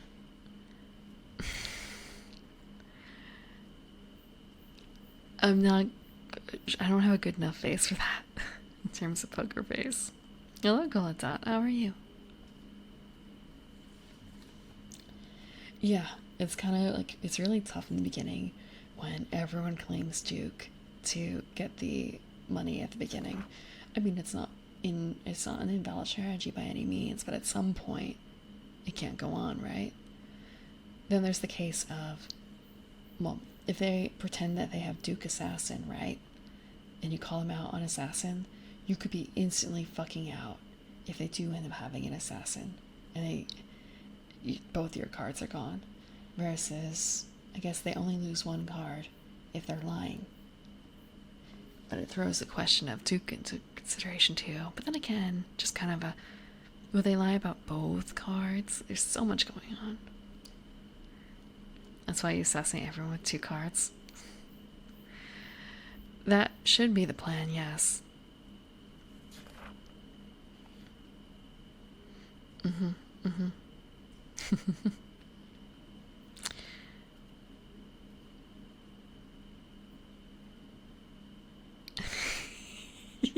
For the Mysterium game, yeah, knowing the meta is super important.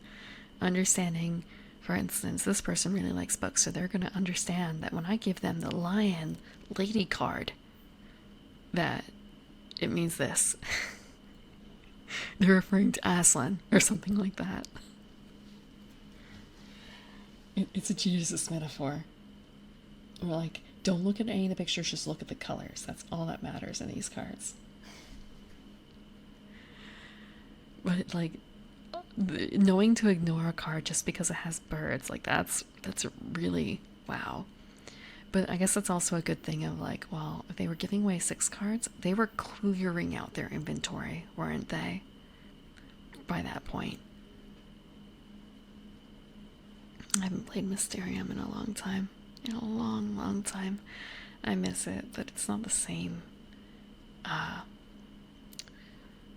Like, you need a group for that. You just had a lot of cards that worked. Yeah, but the bird at the end, though, don't you have... Wait. Does the ghost have 6 or 7 cards in their hands? Because after a certain point, like just handing out a card because they like birds. 7? Okay. Okay. So if it were a 6, it'd be all different. Thank you for the water.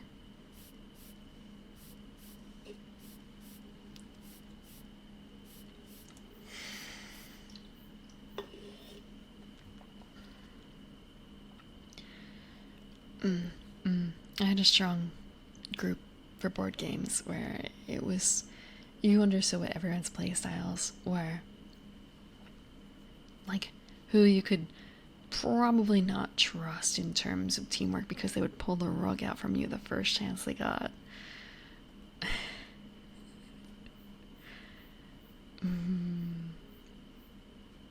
But it worked. It worked. Sometimes you need someone. You need an instigator in some games.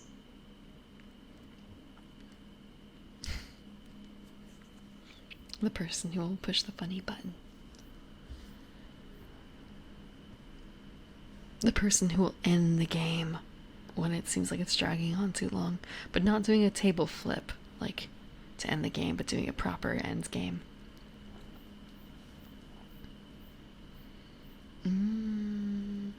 You love being the instigator.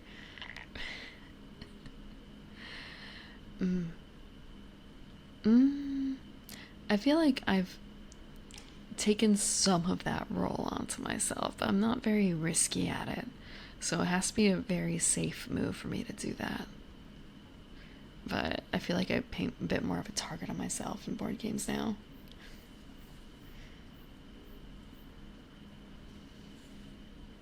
Speaking of hardcore, I heard that there is a board game championship coming up. I knew that sort of thing existed, but I never really paid much attention to it because I'm not a big competitive person. I like playing for fun. I get I don't even like playing like card games online. I'd rather play with friends. It's, I don't want to say it's nerve-wracking. It's just, I guess I worry a bit too much about doing something really dumb or something like that. You set up monopolies. Do you play Monopoly the proper way, like by the book?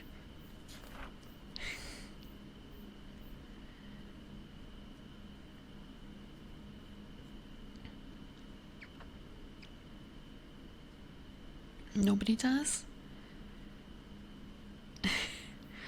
Wasn't there actually a Hololive collab where they played Monopoly by proper rules?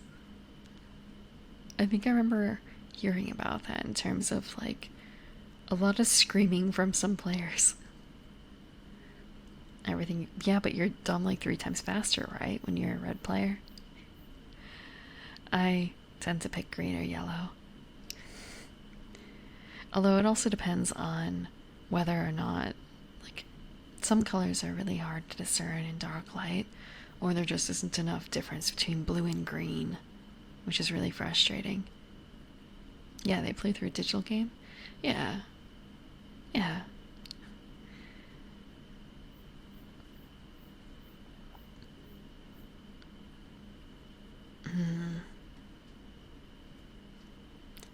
I don't know if I've ever played Monopoly properly. I know I've played Mousetrap properly, which was unusual. But it wasn't a great game.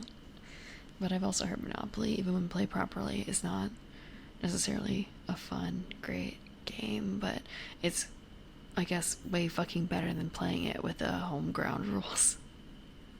Yeah.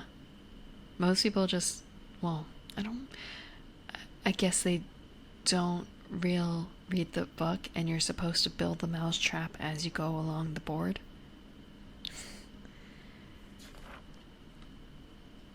And there's like, basically there's an end game that you get fucking trapped in, going around the inner circle, trying to get the fucking trap to work properly.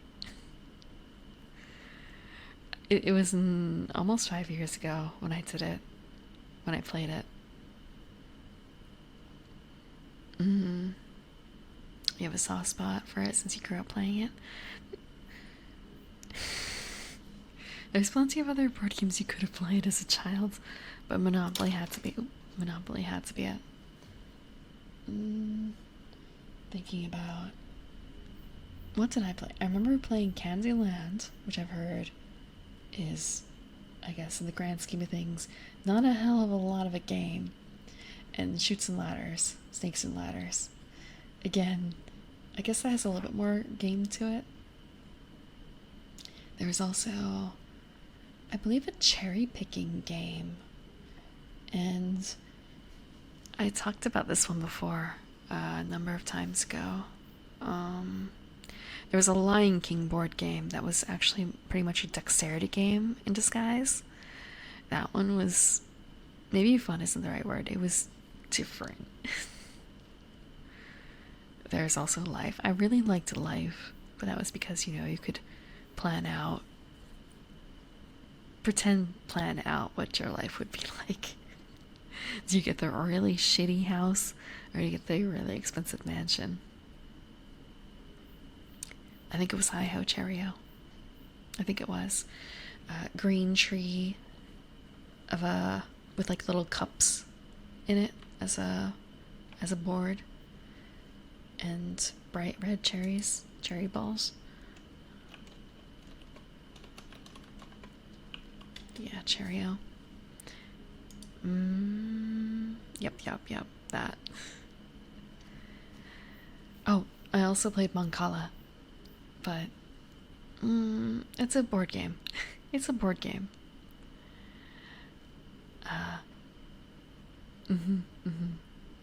It's been a very long time since I've played Mancala, but the rules are so simple. It's kind of a how could you fuck up.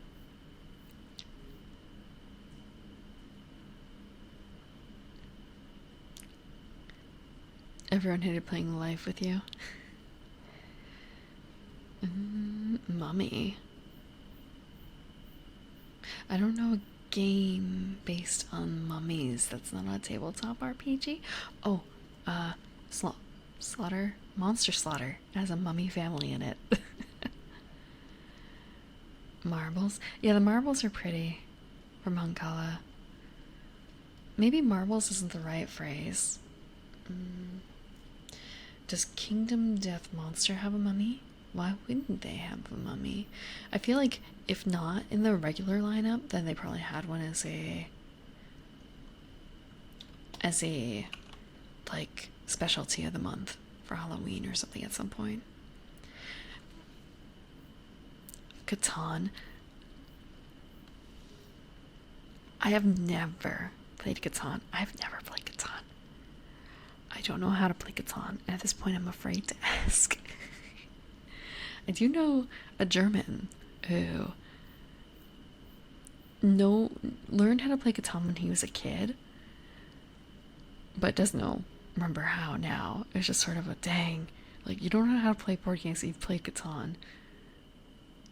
And here I am having played like I shouldn't say messed up stuff, but like they're not even really that obscure necessarily, but quite a breadth of things, and I've never played Catan. Sorry in trouble. There's another really big one that I haven't played, and I don't remember what the name is. Like, really, really big. Like another intro board game. I have played Dominion, though. I feel like Betrayal and Arkham Horror are not that niche. Mage Knight. I don't know Mage Knight, though. But I guess, like, if you're saying, like, how hardcore you are, it's like, I played Arkham Horror and I played Gloomhaven, and I've never played Carcassonne, as far as I know. So you finally heard of board games other than the mainstream? That's fair. Like, it's an intro one. But for me, the intro one was actually Betrayal. I don't think I played Pandemic either. Wait, no. I may have played Pandemic. It would have been a very long time. Gateway game? Yeah, gateway game is a good way of putting it. Like gateway anime. I may have played Pandemic, but it may have been a Legacy Pandemic. I don't remember. It was a friend's copy. I'd have to like look into the rules a bit and look at the board and think. I'm sorry, there's been a lot of games I've only played like once and don't leave a huge impression between not enjoying the theme, not enjoying the mechanics, having 3 drinks instead of 2, and it being like 8 years ago versus 2 years ago. Please don't look in my board game closet. Thank you for the water. Don't look in my board game closet.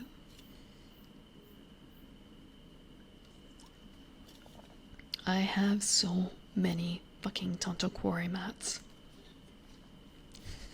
I have so many, like, half-naked lady mouse mats. They're supposed to be not mouse mats. They're play mats, but goddamn, what else am I gonna use them for? Yeah, mats, like, card mats. Like, they're basically mouse pad material. But they're... Yeah. No, for the international edition, they made, like, mouse pads for a bunch of the girls, essentially. I'll take one of them. I think I also have a few for Dynamite Nurse, too. I don't remember which ones I have because I've just rolled them up and left them in the closet.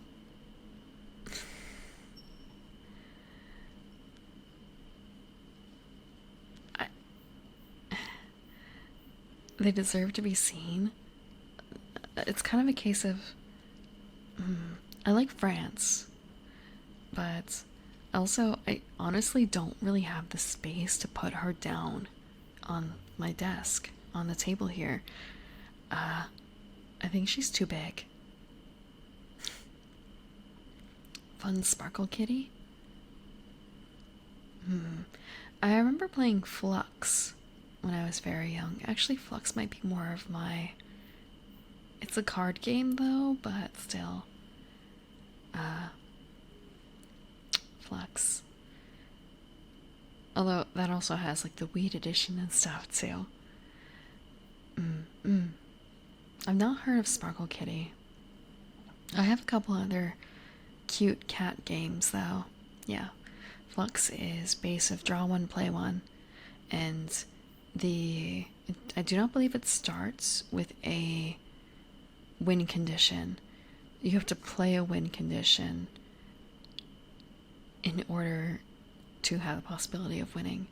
And there's also like keeper cards and rule cards. So you could have it be draw one, play five, theoretically. And there's a bunch of different versions out there. There's like a Monty Python one, there is Family Flux, there's like Marijuana Flux, there's Star Flux. They have actually got a lot of variations out because they got into like Target and stuff. I remember picking up Cartoon Network Flux. Thank you, Daniel. Have a good night. It is actually quite late. I do have some things I need to take care of.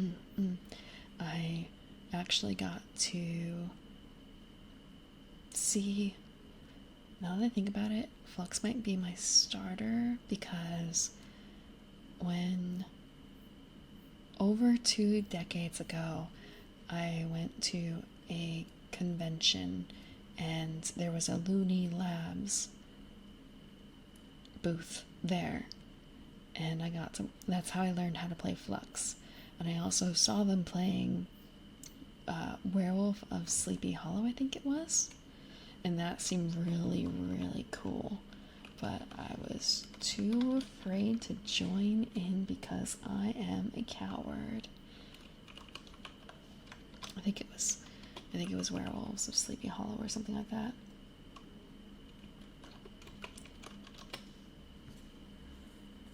Or was it just Are You a Werewolf? It may have just been Are You a Werewolf? Yeah, I think it was.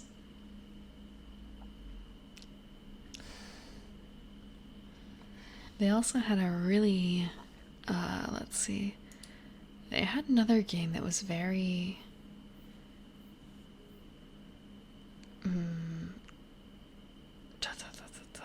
pyramidal that they were showcasing back then.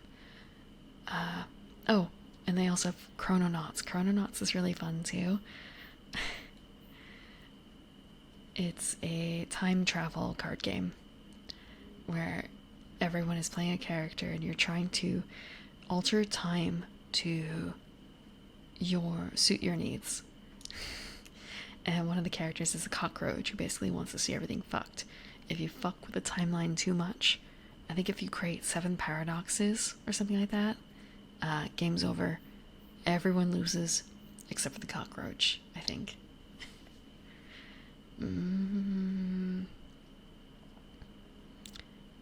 don't remember the name of the pyramid game though. They also have Aquarius, which is just a like color flipping matching game. There's so many fluxes.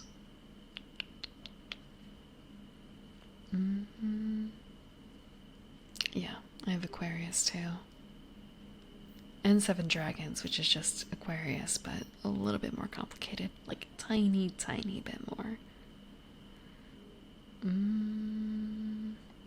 Oh, some of these are out of print. Well, shit. Really? Huh. I didn't know that. I have Cartoon Network Flux and Family Flux. I might even have EcoFlux. A Groundhog Day loop? You mean Tragedy Looper? But that's more of like a Higurashi loop, honestly. Unless you're thinking of something else. It's not an unheard of theme, but Tragedy Looper is a really good interpretation of it. For a Higurashi game. There's also early American Chrononauts. Oh, there's also a Star Trek Chrononauts. Let me see.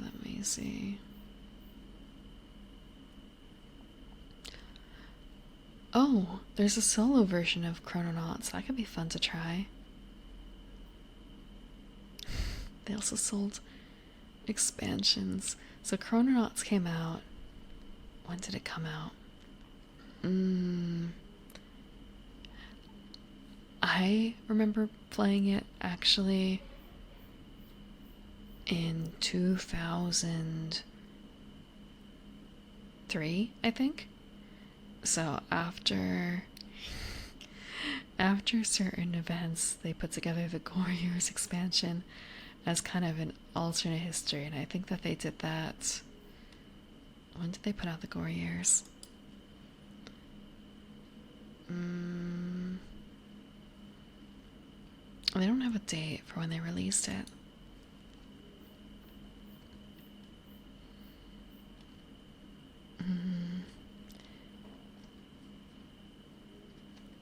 I wonder where they're located.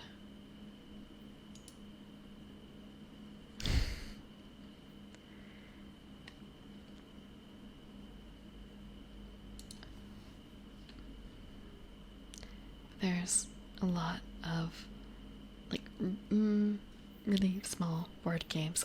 They're not always board games. Like again, it's kind of a case of where do you define card game and board game here? It's a card game. It's a card game, but it's not like a collectible card game or a competitive in the same aspect of like Magic and Pokemon and Yu-Gi-Oh. It's not a dueling one. So it's a little strange. These could be tile pieces, but no, they're cards because cards are cheaper.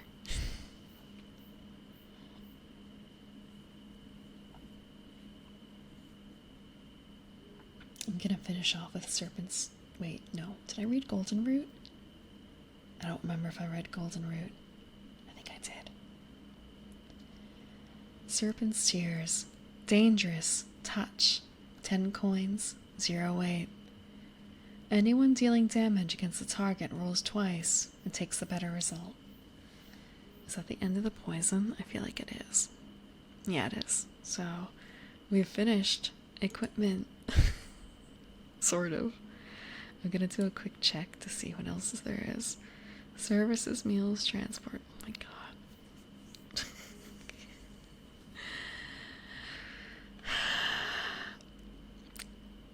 You know what? We did. How many pages? We ended on 329. 1, 2. Scroll. 3. We did 3 fucking pages. We did 3 pages, chat. 3 pages. In 4 hours. 4 hours. Yeah. We read so much book. Astounding.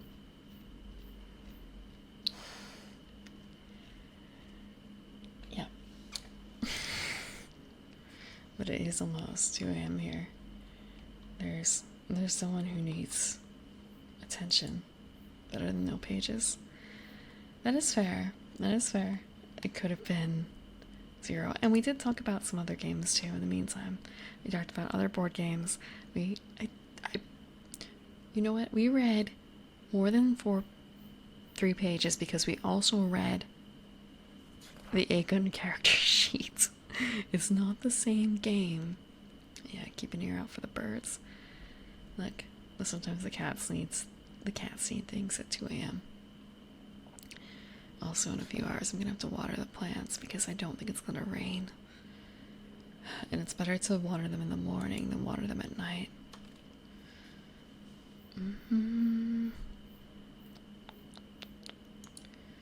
Let's see. You don't want the roots to rot. Let's see. You also don't want to water them during the day proper. 1, I'm not awake usually. 2, it might burn. It might burn. So who is up and doing things now? Is there anyone doing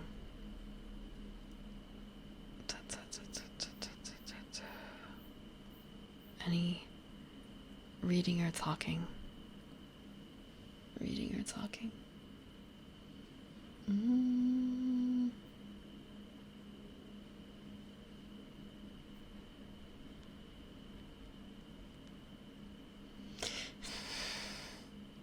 Kind of an, that's not a VTuber. That doesn't count. Why are you using the VTuber tag? I'm sorry, I got a little distracted right there. Ta, ta, ta, ta, ta.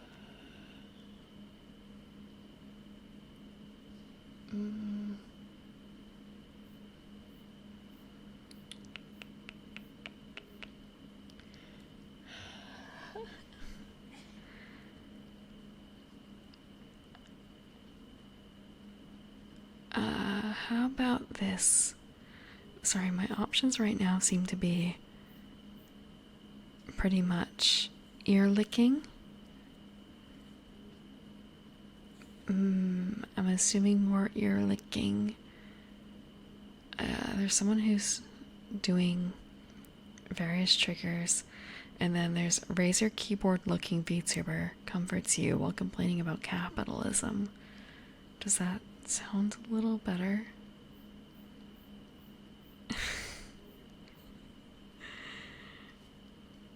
Yeah. Yeah. I'm sorry. I know that, like, I like ear licking, but I understand that it is very divisive. So I don't want to, like, force that on anyone. So the last one seems like it might be more similar to what I'm doing.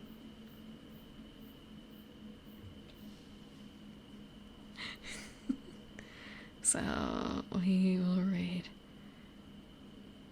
UAEX, I think.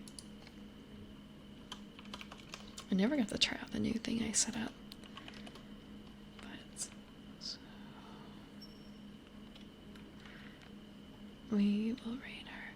In the meantime, though, thinking about this upcoming. Okay, is her name not this? I swear, it's this. Did I spell it wrong? Okay. In the meantime, I will be putting out a schedule, and I'm going to be figuring out if it's going to be Paradise Killer. Like, I have to set that up before I schedule it. We might start that this week. And since I've gotten so many recommendations for it.